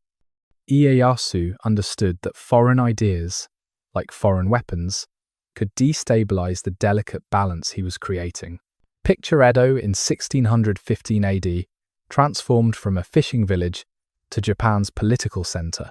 The spiral design of the city, with the shogun's castle at its heart and daimyo residences, arranged by rank and loyalty, is a physical manifestation of Ieyasu's vision of order. Every street, every canal, every bridge reinforces hierarchy and control. The siege of Osaka Castle in 1614 and 1615 AD, where Hideyoshi's son made his last stand, demonstrated that the age of warfare was ending. The castle, thought impregnable, fell not to samurai courage, but to cannon fire and political isolation. As the castle burned and Hideyoshi's line ended, observers understood that something fundamental had changed. Military might alone could no longer determine power. The system, the structure, the careful balance of obligations and rewards had become stronger than any individual or army. Ieyasu lived to see his system firmly established, dying in 1616 AD at age 74, an extraordinary lifespan for the era. His last recorded words to his son Hidetada were, "The strong man is not the one who can destroy enemies, but the one who can prevent enemies from arising. Build a world where rebellion is not crushed, but made impossible to conceive." Section 13. The Great Peace begins. Feel the strange quiet settling over Japan in 1620 AD. For the first time in 2 centuries, no armies march, no castles burn. The thunder of arquebus volleys has faded to memory. In villages across the nation, farmers plant rice without fear of advancing armies. The Pax Tokugawa has begun, and with it, a fundamental question: what is a warrior without war? The transformation of the samurai from warriors to administrators accelerated dramatically in the early Edo period. By 1630 AD, an entire generation of samurai had never experienced actual combat. The skills that had defined the class for centuries, expertise with sword and spear, courage under fire, tactical brilliance, suddenly had no practical application. Yet the samurai remained Japan's ruling class, drawing stipends, carrying swords, maintaining martial traditions that increasingly existed only in memory and ceremony. Consider the experience of Yamamoto Tsunetomo, born in 1659 AD, who would later write the Hagakure. His father had fought at Sekigahara, had killed men in battle.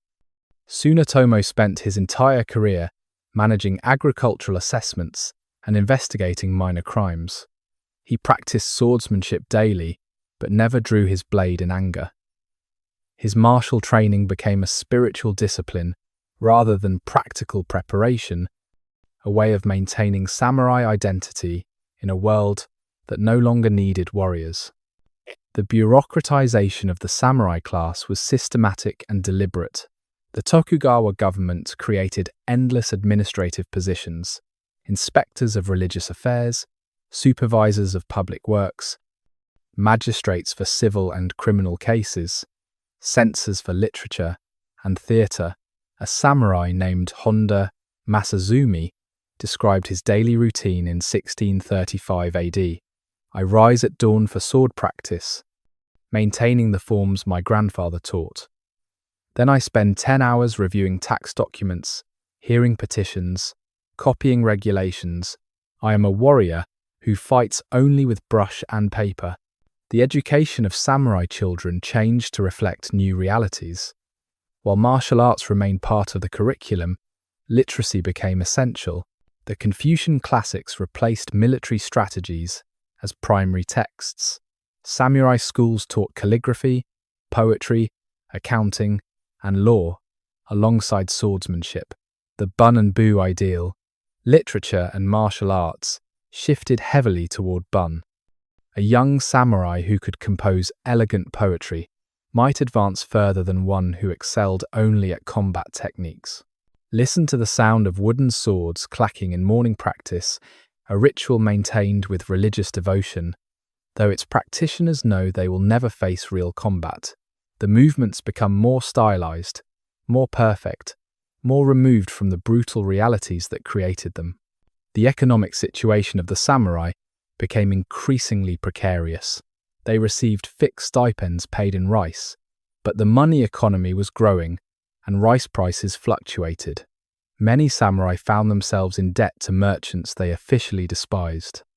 The Tokugawa laws forbade samurai from engaging in commerce, considering it beneath warrior dignity, yet financial necessity forced many to secretly participate in business ventures through intermediaries.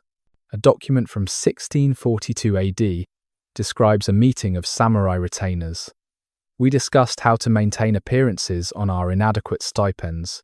Suzuki has been teaching calligraphy to merchant children, though he pretends the payments are gifts. Tanaka's wife takes in sewing, claiming it is for charity. We all know but do not speak of these necessities that shame us. The transformation of castles from military fortresses to administrative centres symbolised the broader change. Edo Castle, the world's largest castle complex, had walls that could withstand any siege, but its inner chambers were devoted to governmental offices, ceremonial halls, and the shogun's residence. The military architecture remained, but served primarily as symbol rather than practical defence.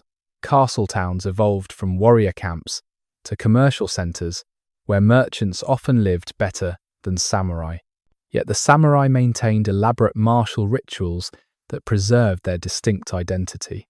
The tradition of Sankin Kotai processions became spectacular displays of samurai culture.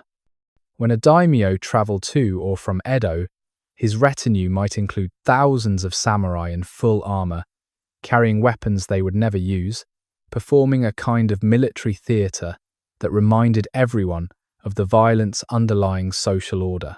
Picture the Shimabara Rebellion of 1637 to 1638 AD, the last significant military action of the early Edo period.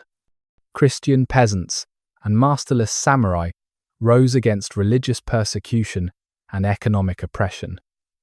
The shogunate's response revealed how much had changed. The government forces, despite overwhelming numerical superiority, struggled against defenders who fought with desperate determination. Many samurai had forgotten or never learned practical combat skills. The rebellion was crushed eventually, but it demonstrated the gap between martial ideals and military reality. The response to Shimabara was not military reform, but further isolation. The shogunate closed Japan almost completely to foreign contact, fearing that Christianity and foreign ideas could destabilize their carefully constructed order. Only a small Dutch trading post at Nagasaki remained, confined to an artificial island, their movements restricted, their influence minimized. Japan turned inward, developing a unique culture in isolation, but also freezing social and technological development. Feel the weight of tradition becoming heavier with each passing year. What began as living practice becomes formal ritual, the spontaneous becomes choreographed, the practical becomes ceremonial. The samurai are becoming curators of their own history. The codification of Bushido during this period transformed a practical warrior ethos into an elaborate philosophical system. Writers like Yamaga Soko and later Yamamoto Tsunetomo created idealized versions of samurai values that bore little resemblance to the pragmatic codes of actual warriors. The 7 virtues of Bushido, rectitude, courage, benevolence, respect, honesty, honor, and loyalty, were abstractions that gained meaning precisely because they no longer faced testing in actual combat. The famous story of the 47 Ronin, occurring in 1701 to 1703 AD, epitomized the contradictions of peaceful samurai society. When their lord was forced to commit suicide after attacking a court official who had insulted him, these masterless samurai spent 2 years planning revenge, eventually killing their lord's enemy and then committing suicide themselves. The government faced an impossible dilemma: punish them for breaking the law or honor them for perfect loyalty. Their graves became shrines, their story became legend, precisely because such dramatic expressions of samurai values had become impossible in daily life. By 1650 AD, the transformation was complete. Japan was ruled by a warrior class that no longer fought, defended by martial traditions that existed only in training halls, governed by a military government that maintained peace through bureaucracy rather than force. The samurai had achieved ultimate victory by making warfare obsolete, but in doing so, they had eliminated their own purpose. This paradox would define the next 2 centuries of Japanese history. The new reality created different types of samurai heroes. Instead of battlefield warriors, the exemplars became administrators who governed wisely, scholars who preserved martial traditions through writing, teachers who transmitted combat techniques as spiritual disciplines. The sword saint Minamoto Musashi, who died in 1645 AD, bridged both worlds. A veteran of actual combat, who became a philosopher and artist, his Book of 5 Rings transformed killing techniques into metaphysical principles, making martial arts relevant to a world without war. Act 4. The Paradox of Peace. Section 14. The Floating World. Warriors in Repose. Picture the Yoshiwara pleasure district of Edo on a spring evening in 1720 AD. Cherry blossoms drift like snow through streets lit by paper lanterns. The sound of shamisen music mingles with laughter and conversation. Among the merchants and artisans walking these forbidden streets, a figure moves with unmistakable bearing. His 2 swords hidden beneath a plain cloak, his topknot concealed under a deep straw hat. He is samurai, and he should not be here.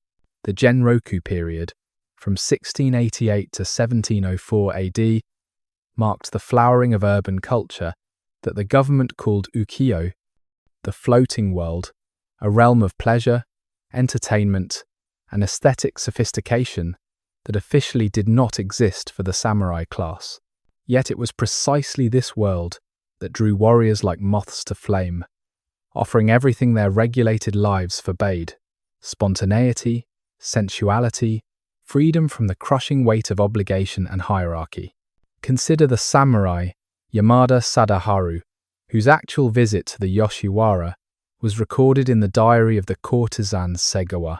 By day, Sadaharu was a model warrior administrator, managing taxation records for his daimyo with meticulous precision. By night, disguised as a merchant, he entered a world where his rank meant nothing, where wit and wealth mattered more than lineage, where he could forget, if only for a few hours, the suffocating expectations of Bushido. The courtesan Segawa wrote of him, "He arrives always at the hour of the dog, always alone, always carrying books of poetry, which he pretends to have written himself, though I recognize them as classics. He pays not just for company, but for the illusion of being someone else." Last night he wept while reading Genji Monogatari, saying it reminded him of freedoms his ancestors knew that he never would. I held him like a child, though he could kill me with his bare hands. The economic reality behind these secret visits reveals the growing crisis of samurai existence. By 1700 AD, most samurai lived in genteel poverty. Their fixed stipends, unchanged since their ancestors' military service determined them, had been eroded by inflation and the growth of the money economy. A middle-ranking samurai might receive 200 koku of rice annually, theoretically enough to maintain a warrior household, but converting rice to cash meant dealing with merchant middlemen who took substantial profits. Listen to the clink of coins changing hands in the shadows, samurai pawning their armor, their swords, even their family crests to pay debts. The merchants bow low and speak respectfully, but both parties know who truly holds power in these transactions. The rise of the merchant class, the chonin, created a parallel culture that both attracted and repelled the samurai. Merchants like Kinokuniya Bunzaemon accumulated wealth that dwarfed samurai resources. They patronized arts, sponsored kabuki theaters, commissioned ukiyo-e prints that celebrated the floating world's pleasures. They lived in luxury the samurai could not afford, yet officially remained the lowest social class, forbidden to carry swords or use surnames. The kabuki theater embodied these contradictions perfectly.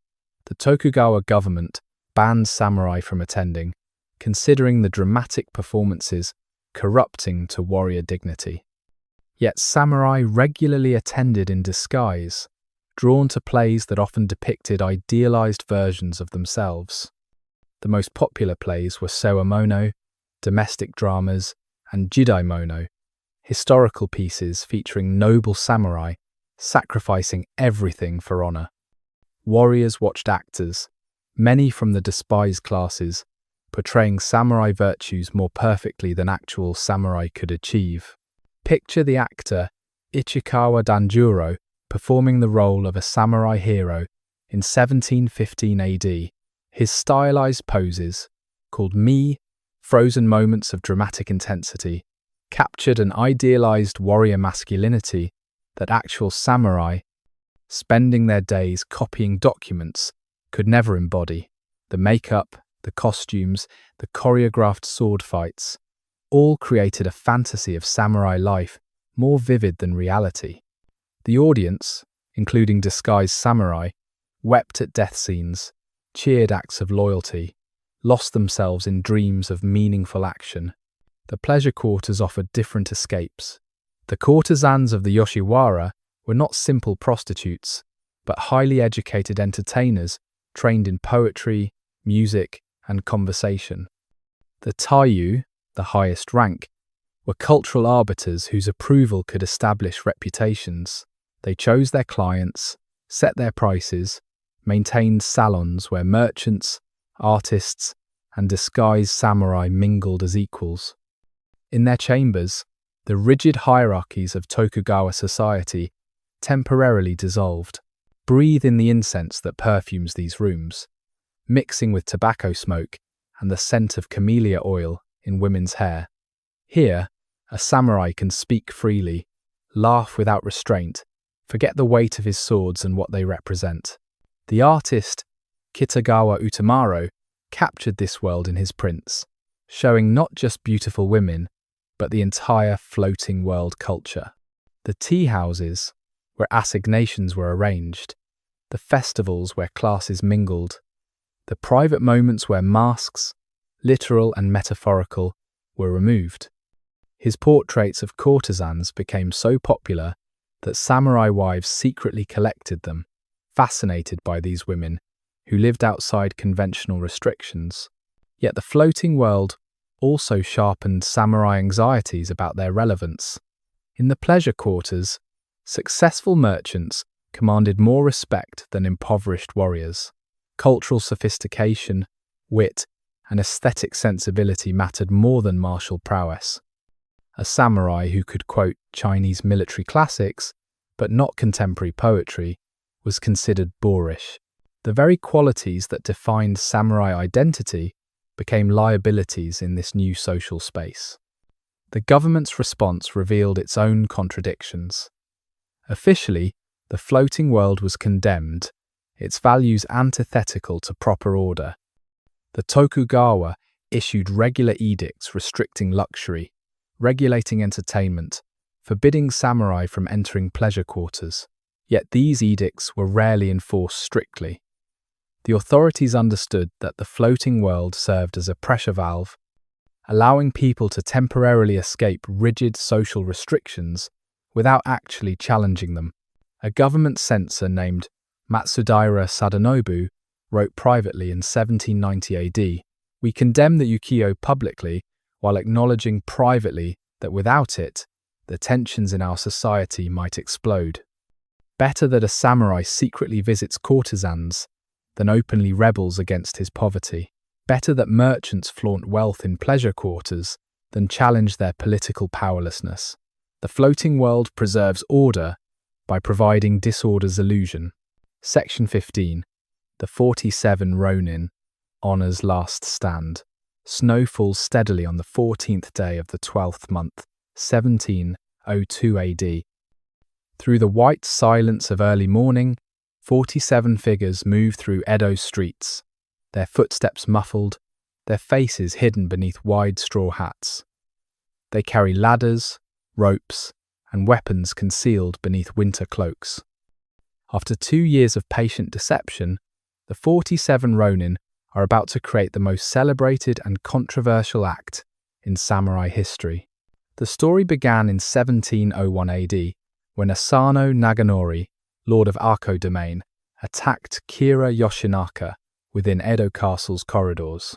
Kira, the master of ceremonies, had insulted Asano repeatedly, possibly expecting bribes the provincial lord could not afford. Drawing a weapon within the castle was a capital crime. Asano was ordered to commit seppuku that very day, his domain confiscated, his 300 samurai instantly made masterless ronin. The chief retainer, Oishi Yoshio, faced an impossible choice. Law demanded acceptance of the punishment. Honor demanded revenge for his lord's death. Most of Asano's former retainers chose pragmatism, finding new masters or becoming teachers and merchants. But Oishi and 46 others chose a different path, one that would require them to become everything samurai were not supposed to be: deceptive, patient, willing to endure humiliation. Listen to the testimony of Okuda Magadayu, a merchant who knew Oishi during his deception. For 2 years, this man, who had been the very model of samurai dignity, became a common drunk. He frequented the lowest sake shops, consorted with prostitutes, brawled in the streets. His wife left him in disgust. His own son called him a coward. Once I saw samurai from another domain spit on him as he lay drunk in a gutter, calling him a disgrace to their class. He merely laughed and asked them to buy him more sake. This performance was calculated to convince Kira's spies that Oishi posed no threat. Other conspirators adopted similar deceptions. Horibe Yahei became a day labourer. Okano Kinemon worked as a carpenter. These men, raised from childhood to value honour above life, deliberately destroyed their reputations. They endured mockery from commoners who once would have bowed to them. They accepted humiliations that, under normal circumstances, would have required immediate violent response or suicide. Picture Oishi, on a summer night in 1702 AD, apparently unconscious from drink outside a brothel, while Kira's spy watches from across the street. Oishi's hand seems to twitch toward his sword, then falls limp. The spy, satisfied, leaves to report that the former chief retainer is harmless. Only then does Oishi open his eyes, stone sober, counting another day closer to revenge. The commoners of Edo watched this drama unfold with fascination. They understood what many samurai did not, that the 47 were performing an elaborate theatre of dishonour to achieve ultimate honour. Street storytellers began crafting tales about the Ronin even before the vendetta occurred. Artists created prints showing Oishi's degradation, but with subtle details suggesting hidden nobility. The merchant classes, normally excluded from samurai honour codes, found themselves invested in the story's outcome. A shopkeeper named Yamamoto wrote, "We all knew what they were planning. How could Kira not see it? Every sake shop owner, every prostitute, every street sweeper knew Oishi was pretending. We kept their secret because their cause was just. When samurai suffer injustice and accept it, what hope do the rest of us have? These Ronin carried our need for justice as well as their own." On that snowy morning, the 47 converged on Kira's mansion from multiple directions. They had studied the compound for months, knew every guard position, every escape route. Some scaled walls, others broke through gates. They fought with disciplined coordination, overwhelming surprised defenders. The battle was brief but intense. Kira's samurai, soft from years of ceremonial duty, were no match for men who had spent 2 years preparing for this single hour. They found Kira hiding in a charcoal storage shed, identified him by a scar from Asano's attack. Oishi offered him the chance to commit honourable seppuku. When Kira, trembling with fear, could not bring himself to act, they beheaded him with the same knife their lord had used for his own suicide. They washed the head in a well, placed it in a bucket, and began their march to Sengakuji Temple, where Asano was buried. The procession through Edo became a spontaneous festival. Crowds lined the streets, offering the Ronin food and drink. Merchants came out to bow, women threw flowers. Even samurai who should have arrested them instead saluted. The authorities, who could have stopped them at any point during the march, chose to do nothing. At Sengakuji, the 47 placed Kira's head on their lord's grave, burned incense, and prayed. Then they surrendered peacefully to the authorities. Feel the electric tension in Edo as the government deliberates. The entire city holds its breath. These men have broken the law but upheld the highest samurai ideals. To execute them seems unjust. To free them would undermine legal authority. There is no good answer. The shogunal government agonized for 46 days. Confucian scholars debated whether loyalty to a lord superseded loyalty to law. Buddhist priests argued about karma and justice. The emperor himself expressed opinion, suggesting mercy. Finally, the shogun reached a compromise that satisfied no one and everyone. The 47 would be allowed to commit seppuku rather than face execution, dying as samurai rather than criminals. On the 4th day of the 2nd month, 1703 AD, the 47 committed suicide simultaneously in 4 different temples. They ranged in age from 77 to 15. Each wrote a death poem.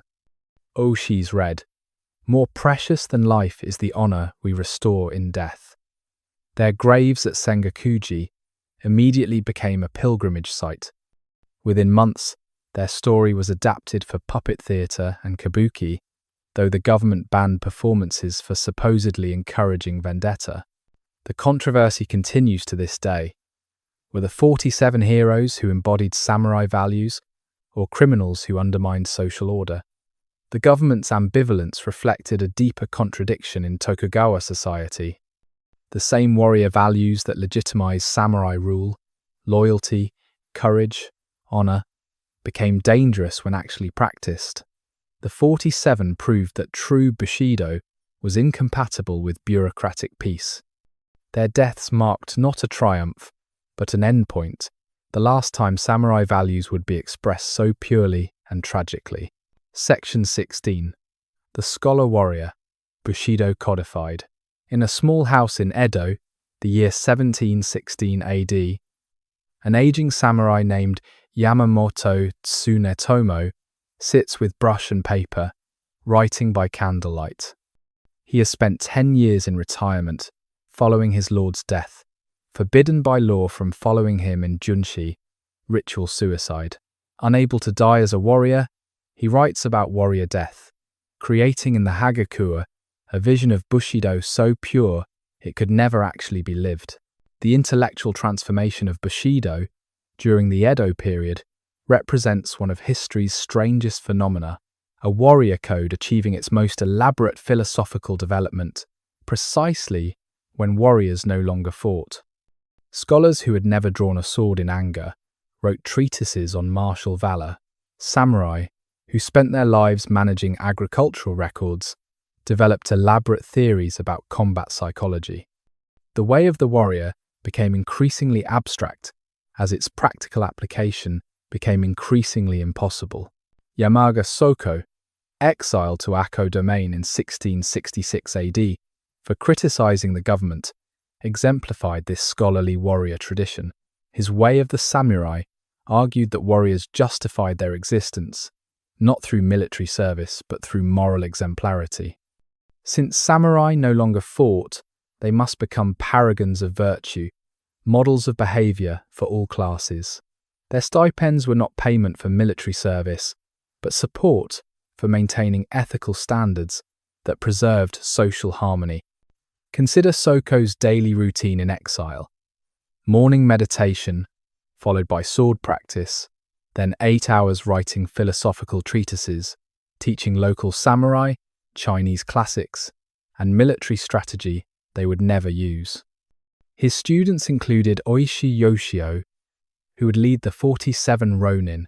Soko taught them that death was the ultimate expression of sincerity. The that a warrior unwilling to die for principles was merely playing at Bushido. These teachings, intended as philosophical abstractions, would inspire very real bloodshed. Listen to the scratch of brush on paper, as these warrior philosophers write, transforming violence into virtue, combat into contemplation, the practical into the philosophical. Each stroke of the brush moves Bushido further from battlefield reality toward idealized abstraction. The Hagakure, dictated by Yamamoto Tsunetomo to a younger samurai over 7 years, pushed warrior philosophy to extremes that horrified even other samurai. The way of the samurai is found in death, it famously declared. Every morning and evening, one should die anew in one's mind. This was not metaphorical.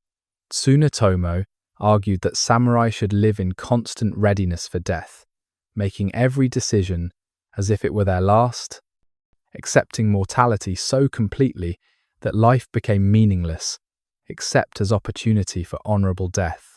Yet Tsunetomo himself lived to old age, dying peacefully in 1719 AD.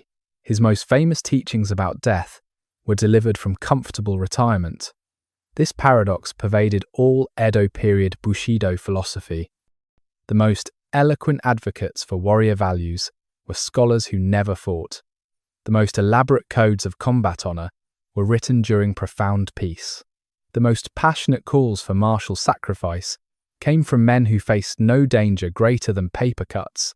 Regional variations in warrior philosophy reflected different historical experiences and economic conditions. In Satsuma Domain, where samurai maintained military readiness due to proximity to foreign contact through the Ryukyu Islands, Bushido remained relatively practical. Their version emphasized physical courage and combat skill. In contrast, Mito Domain developed a highly intellectual Bushido focused on imperial loyalty and Confucian scholarship, producing historians rather than fighters. A young samurai named Takahashi Munenori, studying in Mito in 1740 AD, wrote to his father, "They tell us we are warriors, but we spend our days memorizing Chinese poetry and debating whether loyalty to domain supersedes loyalty to shogun. Yesterday we spent 4 hours analyzing a battle from the Genpei War, arguing about tactical decisions made 500 years ago by men whose world no longer exists. I learned more about being samurai from books than from life." The proliferation of martial arts schools during this period served more as vehicles for philosophical transmission than combat training. By 1750 AD, there were over 2,000 documented sword schools in Japan, each claiming unique techniques and spiritual insights. Yet their students would never use these skills in actual combat. The training became increasingly ritualized, focused on perfect form rather than practical application. Picture a sword school in Edo, 1760 AD. Students practice kata, predetermined movement sequences, with religious devotion. Every angle of the blade, every position of the feet must be perfect. They train for combats that will never occur, preparing for battles that exist only in imagination. The school of Yagyu Shinkage Ryu, serving the Tokugawa directly, epitomized this transformation. Their secret scrolls contain not just sword techniques, but elaborate Buddhist and Confucian philosophy. The ultimate technique was called the sword of no sword, achieving victory through spiritual presence alone. Without drawing the blade, this perfectly captured Edo period Bushido. The highest martial achievement was not fighting at all.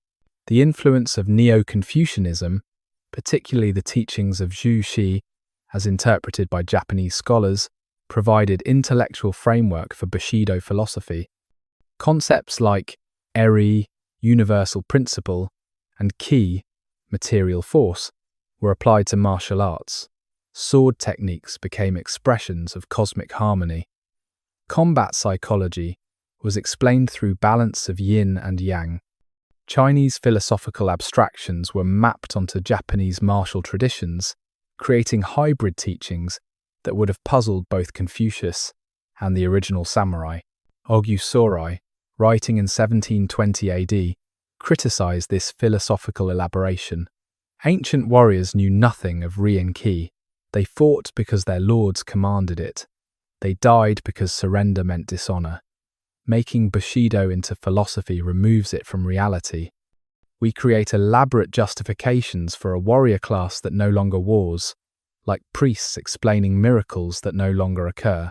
Yet the philosophical elaboration served essential social functions.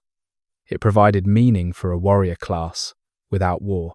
It justified continued samurai privilege in increasingly commercial society. It created cultural capital that distinguished samurai from wealthy merchants who could buy everything except hereditary honor. Most importantly, it preserved martial values in forms that could survive without martial practice. Section 17. The Twilight Generations. Maintaining the facade. The sun sets over an empty dojo in 1820 AD. Dust motes drift through slanted light, falling on wooden floors worn smooth by generations of practice. In the corner, a samurai family's armor sits in its display stand, magnificent and useless. The current head of the household, Minamoto Yoshitsune, kneels before it, preparing to do what his ancestors would have considered unthinkable: sell the armor that has been in his family for 3 centuries. By the early 19th century, the economic crisis of the samurai class had become acute. Inflation had reduced fixed stipends to fractions of their original value. The growth of the merchant economy had created needs unknown to earlier generations. Education, always important, now required expensive books and tutors. Maintaining appearances, the elaborate clothing, and household items that marked samurai status consumed resources that barely existed. Minamoto Yoshitsune's account book, preserved in family records, reveals the grinding poverty beneath samurai dignity. 3rd month, received stipend of 40 koku rice, sold 35 koku at poor rate due to good harvest driving down prices. After taxes and fees, 17 gold pieces remain. Paid 3 to moneylender for winter's loan, 2 for house repairs that cannot be delayed longer, 3 for son's school fees, 1 for daughter's kimono, the minimum acceptable for her rank, 8 pieces to live on for 3 months. Impossible. Must borrow again. The practice of selling samurai status became an open secret. Wealthy merchant families would pay impoverished samurai to adopt their sons, providing the merchant children with samurai rank, while the samurai family received desperately needed funds. These paper adoptions fooled no one, but maintained the fiction of hereditary class distinctions. A merchant's son could become samurai overnight, while actual samurai descendants became merchants to survive. Feel the weight of empty tradition, ceremonies performed by people who no longer believe in them, martial arts practiced by those who know they are meaningless, honor codes recited by those whose daily lives violate every principle. The rise of martial arts among non-samurai classes added another layer of contradiction. Wealthy merchants hired samurai to teach their sons swordsmanship. Farmers practiced martial arts in village clubs. By 1800 AD, many non-samurai were more skilled in combat than hereditary warriors who could no longer afford proper training. The monopoly on martial prowess that had defined and justified the samurai class evaporated like morning dew. A fascinating document from a village headman in 1835 AD describes a martial arts demonstration. The merchant Yamada's son performed the sword kata magnificently, his movements precise and powerful. Then young Lord Takahashi attempted the same form. His technique was correct but weak, his spirit lacking. Everyone pretended not to notice that the merchant's boy was superior to the samurai's son. We applauded both equally, maintaining the pretense that birth determines ability. The psychological impact on young samurai was devastating, raised on stories of ancestors who had conquered provinces and died gloriously in battle. They faced lives of bureaucratic tedium and genteel poverty. Many sought escape in scholarship, becoming historians of their own class's vanished glory. Others pursued aesthetic refinements with obsessive dedication, as if perfect tea ceremony technique could compensate for inability to afford tea. The diary of a young samurai named Ishikawa Tadamasa, written in 1840 AD, captures this generational despair. "I am 23 and have accomplished nothing. My great-grandfather died heroically at Sekigahara. My grandfather administered a province. My father manages tax records for 3 villages. I copy his copies of documents, learning skills no warrior should need. Last night I dreamed I drew my sword to fight, but when I looked, I was holding only a brush. I woke weeping." Some samurai sought meaning in extremist philosophies. The Mito school promoted sono joi, revere the emperor, expel the barbarians, arguing that Japan's decline stemmed from the shogunate, usurping imperial authority and closing the country. Young samurai studied kokugaku, national learning, seeking pure Japanese values uncorrupted by Chinese influence. These intellectual movements provided purpose and identity to warriors desperate for meaningful action. Listen to the passionate midnight discussions in small rooms where young samurai gather secretly, reading forbidden texts, discussing revolutionary ideas, dreaming of overthrowing the very system their class created and maintains. The martial arts schools evolved to serve these psychological needs. Training became increasingly spiritual, focused on character development rather than combat skill. The concept of shugyo, austere training, transformed physical exercise into spiritual purification. Students would stand under freezing waterfalls, practice forms until exhaustion, seek enlightenment through physical extremity. These practices gave meaning to martial training that had no martial purpose.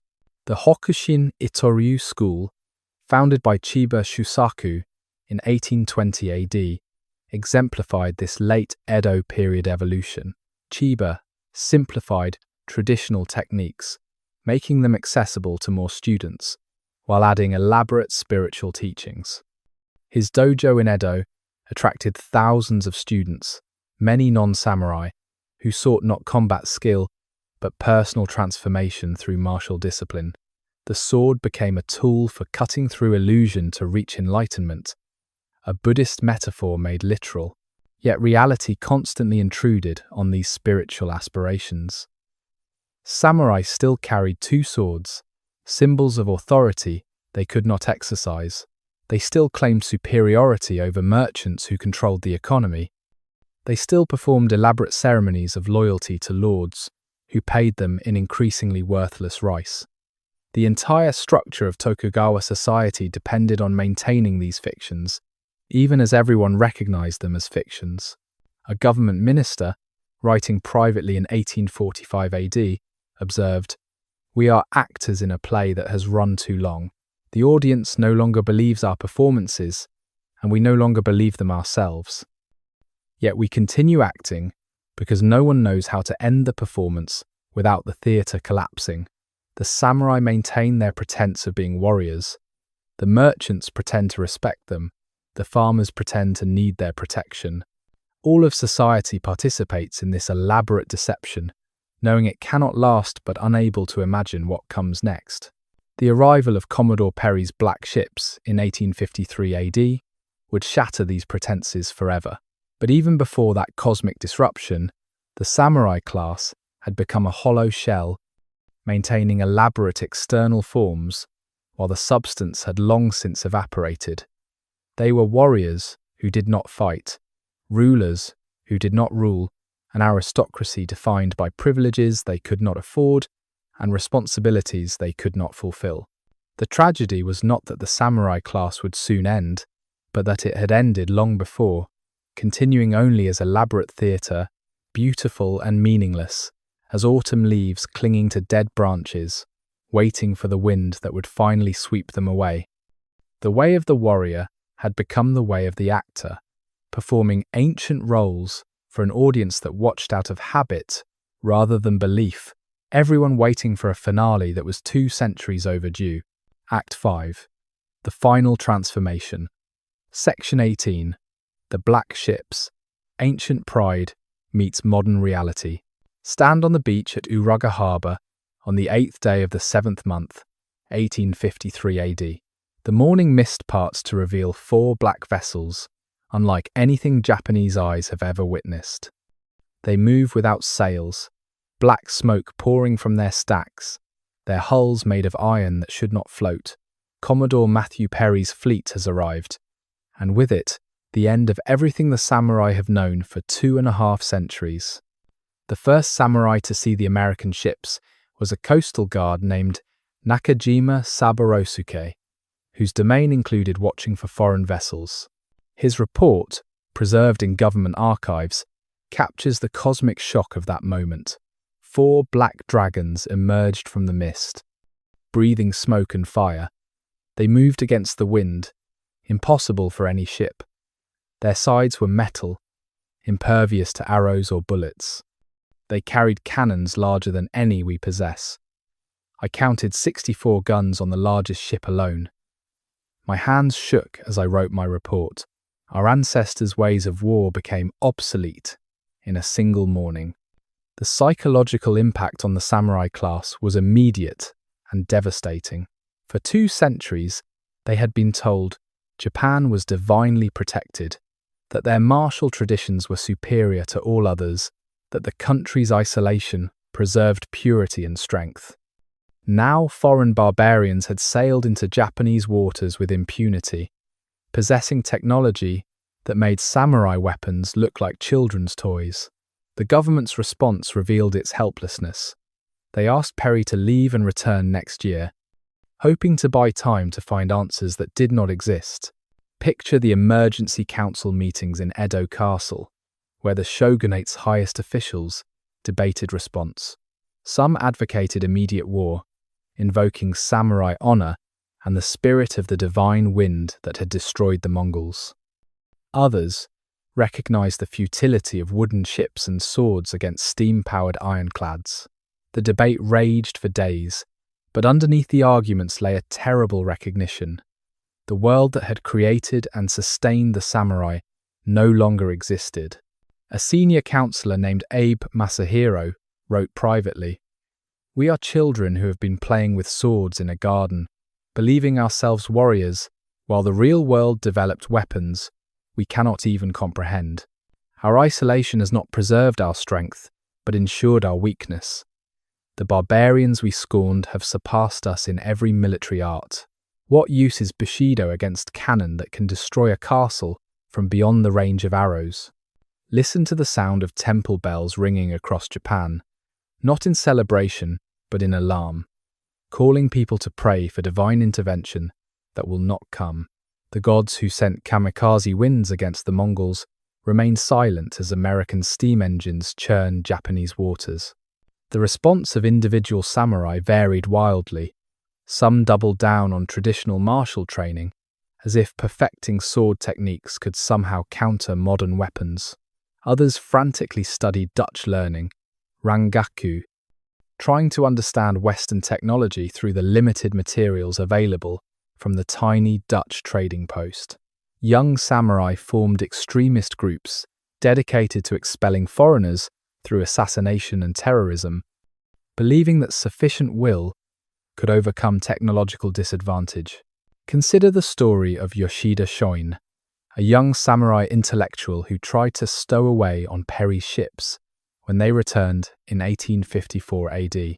Captured and imprisoned, he used his confinement to establish a school that would educate future leaders of the Meiji Restoration. Shoin understood what many samurai could not accept. Japan must learn from the West or perish.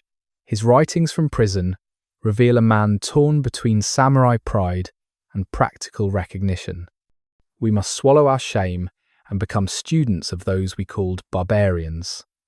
Only by mastering their weapons can we preserve our spirit. The sword must learn to coexist with the gun, or the sword will disappear forever. The treaties forced on Japan, opening ports and granting extraterritorial rights to foreigners, humiliated the warrior class that had defined itself as Japan's protectors. Samurai watched helplessly as foreign merchants established themselves in treaty ports, immune to Japanese law. The economic disruption was immediate. Foreign goods flooded Japanese markets, destroying traditional industries. The gold-silver exchange rate difference led to massive currency flight. Rice prices fluctuated wildly, destroying what remained of samurai economic stability. A samurai named Takasujiro, assigned to guard the treaty port of Yokohama, described the experience.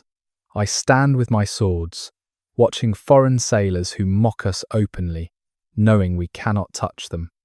They get drunk and assault our people, but treaty law protects them. Yesterday, a merchant offered to buy my swords as curiosities.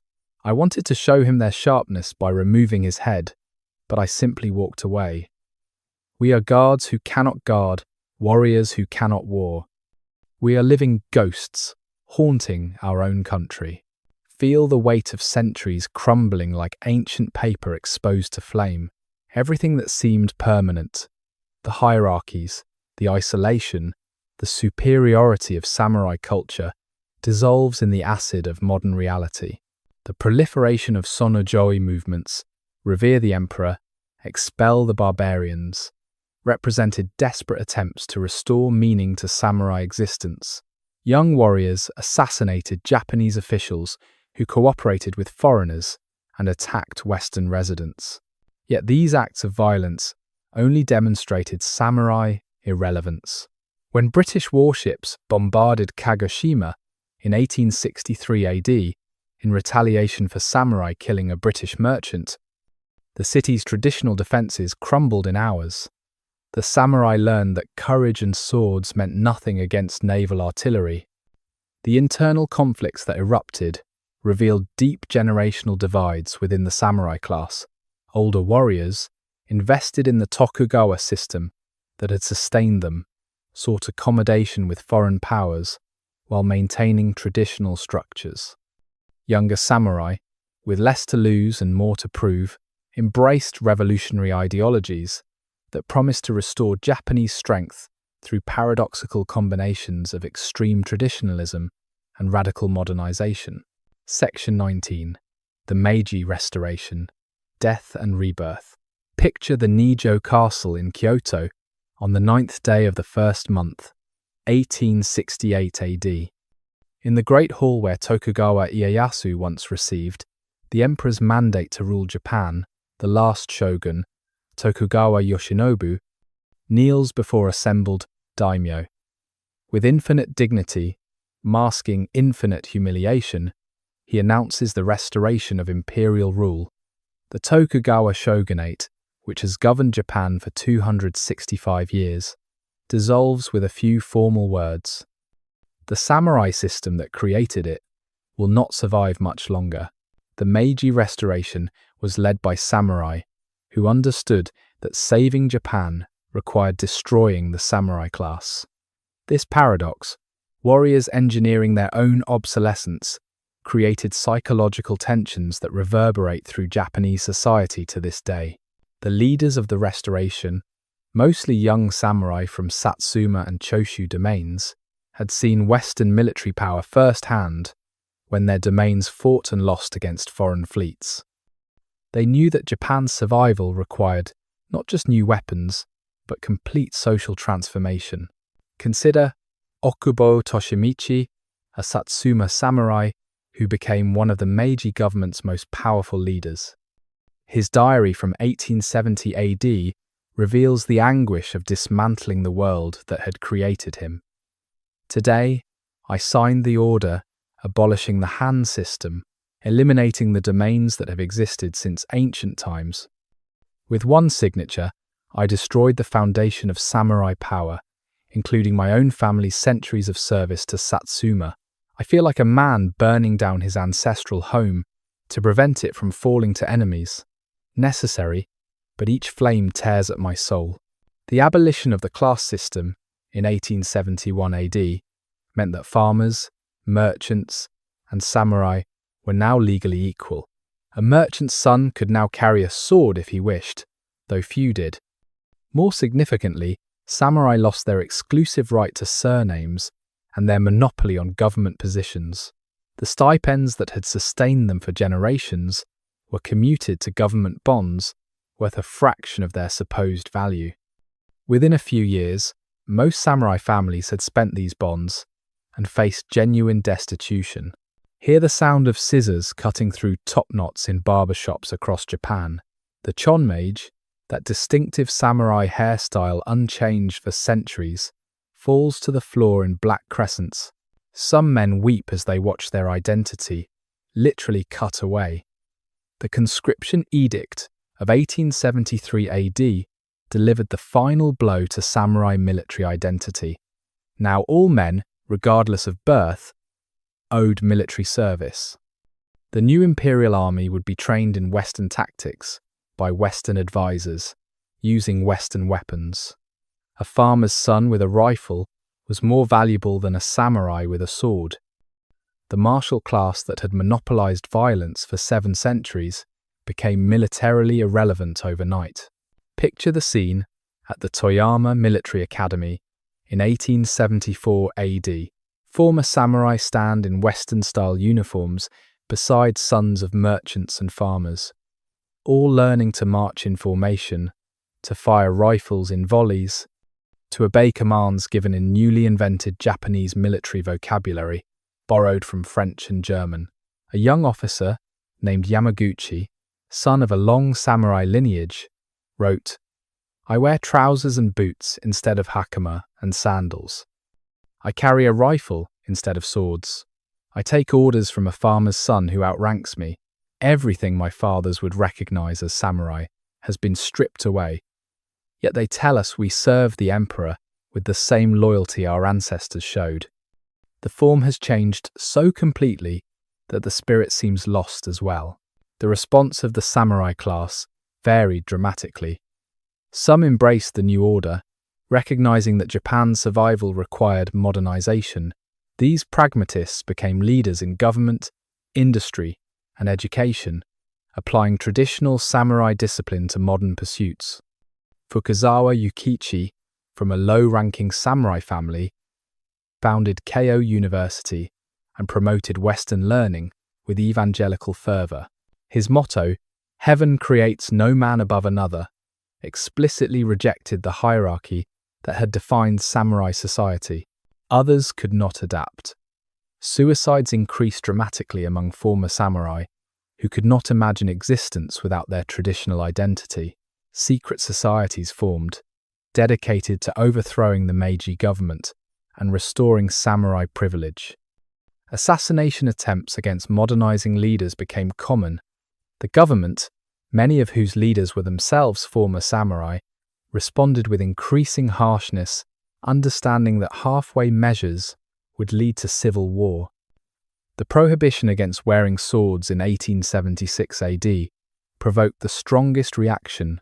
For samurai, swords were not just weapons, but symbols of identity, inherited through generations, blessed by priests, named like family members. Being forced to surrender them was spiritual amputation.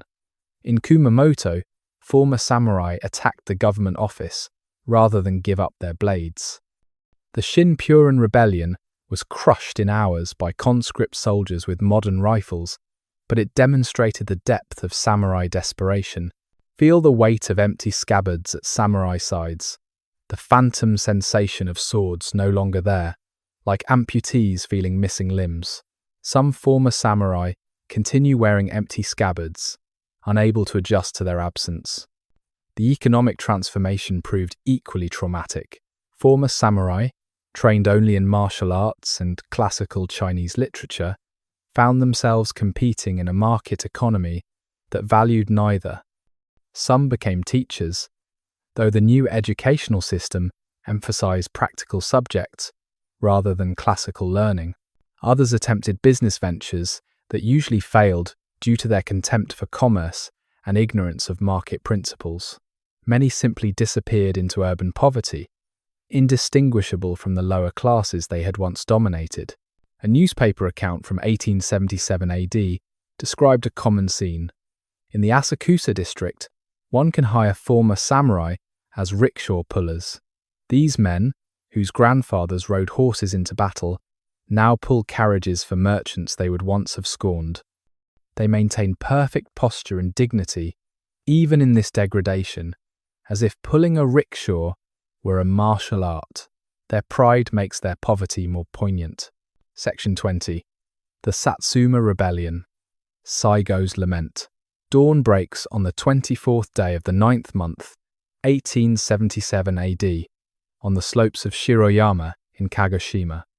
300 samurai, the last remnants of an army that once numbered 30,000, prepare for their final battle. At their center kneels Saigo Takamori, the last true samurai, composing his death poem as 30,000 government troops, armed with modern weapons, surround the mountain. The way of the warrior will end this morning, not with glory, but with futility. Saigo Takamori embodied all the contradictions of the samurai in the modern age. He had been instrumental in the Meiji Restoration, leading Satsuma forces against the Tokugawa. He had served in the new government, helping to modernize Japan. Yet he could not accept the logical conclusion of modernization, the elimination of the samurai class. His rebellion was not really about restoring samurai privilege, but about giving the warrior class an honorable death, rather than ignominious dissolution. The rebellion began with a misunderstanding that revealed deeper truths. In January 1877 AD, the government sent ships to remove weapons from the Kagoshima arsenal, fearing they might be used for rebellion. Students from Saigo's private military academy, believing the government intended to assassinate their teacher, seized the arsenal instead. Saigo, who had been hunting in the mountains, returned to find rebellion begun in his name. Rather than disavow his students, he chose to lead them, knowing the cause was hopeless. Listen to Saigo, addressing his followers before marching north. We do not fight to win. We fight to die as samurai rather than live as relics. The government has rifles and cannon. We have swords and honor. They have Western military advisors. We have the spirits of our ancestors. The outcome is certain, but that makes our choice more pure. We choose death with meaning over life without purpose.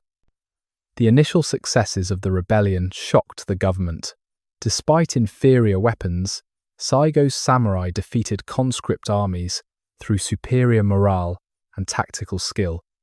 At the siege of Kumamoto Castle, 6,000 samurai held off 14,000 government troops for 54 days. The defenders, many of them former samurai themselves, reported that facing men who welcomed death was psychologically devastating. One government officer wrote, "They charge our positions with swords against our rifles, singing death songs. When wounded, they continue attacking until physically unable to move. Our conscripts, who fight to live, break before samurai who fight to die." Picture the battlefield at Tabaruzaka in March 1877 AD. Rain turns the ground to mud. Government artillery pounds samurai positions continuously. Modern rifles fire in disciplined volleys. Against this mechanical death, samurai charge with swords drawn, their battle cries drowned by gunfire. They die in waves, each death both heroic and meaningless. The government's response revealed how thoroughly Japan had already modernized. They deployed telegraph lines for instant communication, railways to move troops rapidly, modern field hospitals to treat wounded. They used Western-trained officers and Western tactics. Most significantly, they demonstrated that a modern conscript army could defeat traditional warriors, that technology and organization mattered more than individual courage and skill. As the rebellion progressed, its anachronistic nature became increasingly apparent. Saigo's forces, lacking ammunition for their few modern weapons, reverted to swords, spears, and bows. They wore traditional armor that provided psychological comfort, but no protection against bullets. They followed traditional tactics of individual combat and heroic charges that resulted in massacre by coordinated firepower. Foreign observers compared it to medieval knights, charging machine guns, magnificent and absurd in equal measure. The final stand at Shiroyama was deliberately orchestrated as grand theatre. Saigo and his remaining followers knew they could have dispersed, conducted guerrilla warfare, possibly survived. Instead, they chose to concentrate on a single hilltop, inviting annihilation. The night before the final battle, they held a farewell party, composing poetry, performing sword dances, celebrating their imminent deaths as their ancestors had before great battles. A government soldier named Tanaka recorded the final morning. They came down the mountain at dawn, 300 against 30,000. They wore white death robes under their armor. Some had tied their wounds with white cloth to continue fighting. They ran straight at our lines, not seeking cover, not dodging, as if bullets were rain. Our rifles cut them down, but they kept coming until none were left standing. It took less than an hour. When we climbed the mountain, we found Saigo's body. He had committed seppuku rather than die by a commoner's bullet. Feel the mountain wind carrying gun smoke and the copper scent of blood. 3 centuries of samurai warfare end not with a roar, but with a whimper, not with victory or negotiated surrender, but with deliberate self-destruction, choosing how to die when they could no longer choose how to live.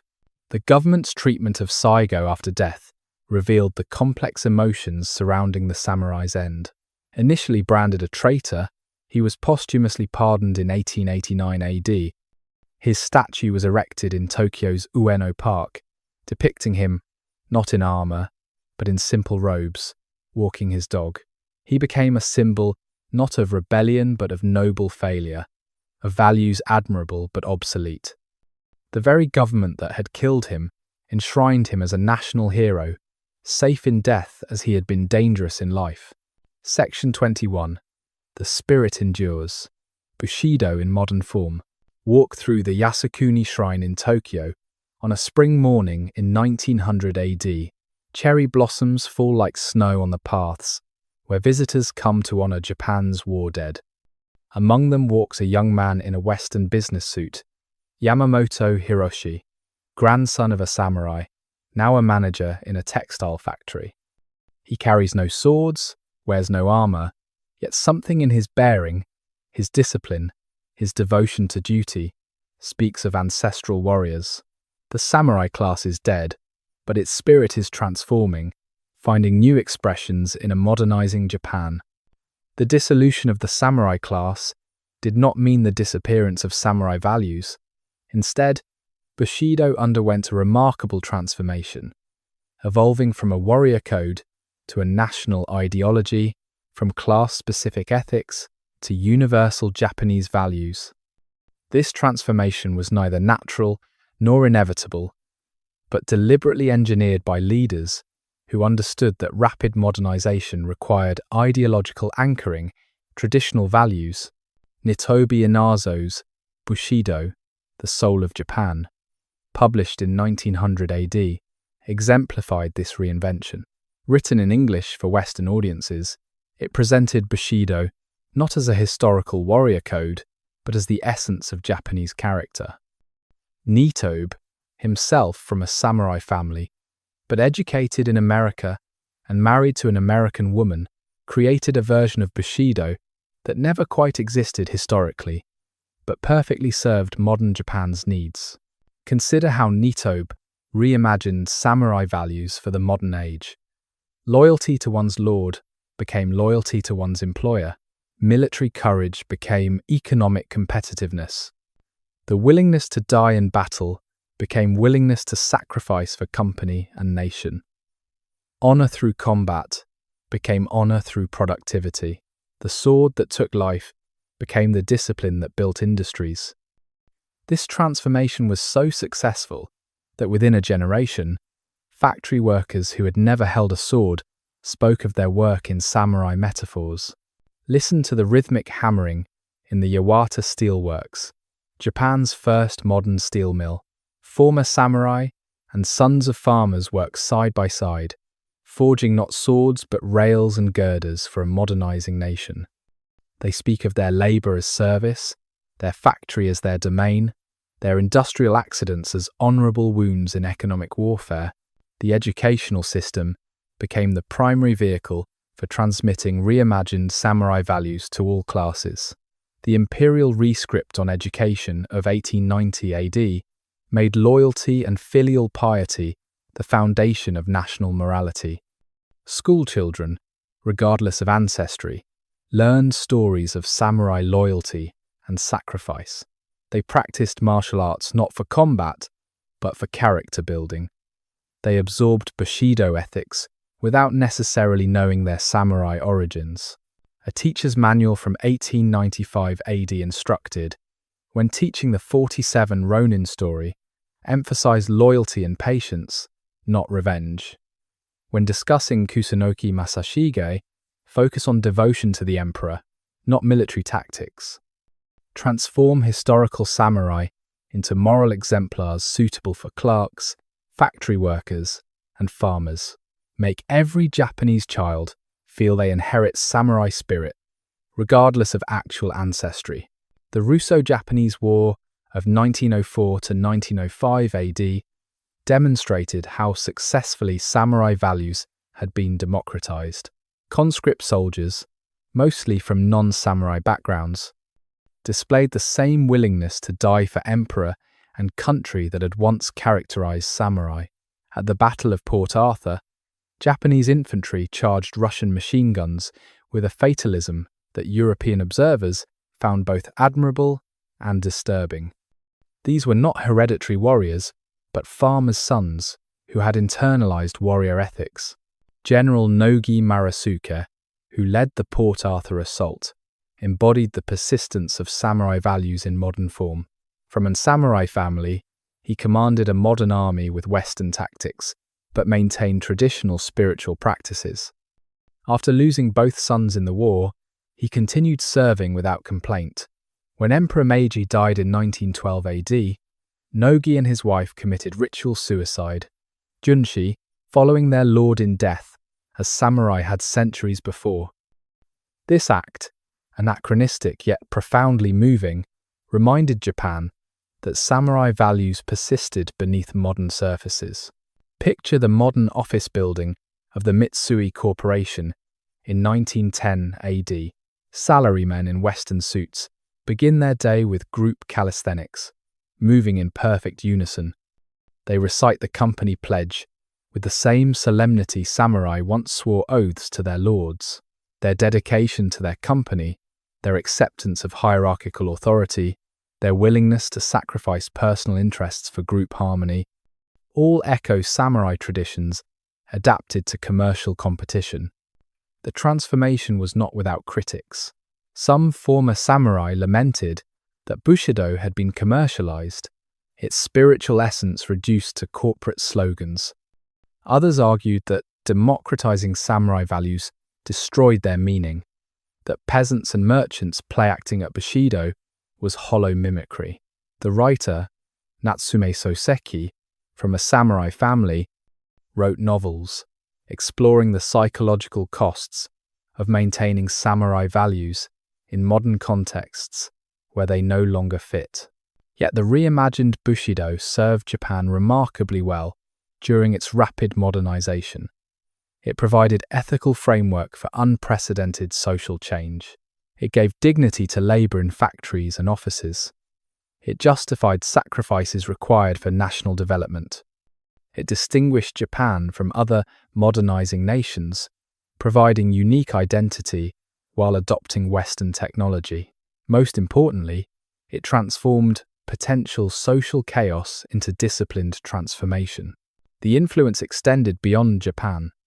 As Japan emerged as a world power, Bushido became Japan's cultural export, fascinating Western audiences who saw in it an alternative to their own materialist modernity. Samurai became global symbols, their values studied in Western military academies and business schools. The warrior code of a disbanded class became international philosophy, interpreted and misinterpreted across cultures. By the early 20th century, Every Japanese person, regardless of ancestry, could claim spiritual descent from samurai. The way of the warrior had become the way of the nation. Children whose grandparents had been forbidden to carry swords or use surnames now practiced kendo in schools. Factory workers spoke of industrial production as economic Bushido. Even Japanese immigrants abroad maintained samurai-influenced values, creating successful communities through discipline, hierarchy, and group loyalty. The samurai class had achieved in death what it could never accomplish in life: universal reverence and relevance. By disappearing as a social class, it became a national myth. By losing political power, it gained cultural immortality. The sword had been sheathed forever, but its spirit cut deeper into Japanese consciousness than any blade ever could. Modern Tokyo rises, where Edo Castle once stood, glass and steel towers reaching toward heaven, where wooden donjons once commanded the landscape. In the streets below, 10 million people rush through their daily routines, few pausing to consider that they walk where samurai once strode. Yet, in the precision of their movements, the politeness of their interactions, the dedication to their duties, something of the warrior spirit persists, transformed beyond recognition, but not extinguished. The story of the samurai is ultimately a story of transformation, not destruction. From rough provincial warriors to refined administrators, from battlefield champions to tea ceremony masters, from hereditary elite to universal ideal, the samurai demonstrated that identity can evolve while essence endures. Their journey from the blood-soaked fields of ancient battles to the boardrooms of modern corporations traces an arc unique in human history. What remains of the samurai is not their swords or armor, not their castles or codes, but something more subtle and pervasive, a way of being that values discipline over impulse, group over individual, duty over desire. These values, born in violence, refined through philosophy, tested by modernity, continue to shape not just Japan, but our global imagination of honor, loyalty, and sacrifice. I'm grateful you've accompanied me through these historical landscapes tonight. As you drift towards sleep, perhaps you'll dream not of battles and bloodshed, but of cherry blossoms falling on empty armor, of wooden swords clacking in morning practice, of tea ceremonies where warriors found peace, of modern office workers inheriting ancient discipline. The samurai are gone, but their spirit flows through time, like water, taking new shapes while remaining essentially itself. May ancient peace settle over you like a gentle blanket.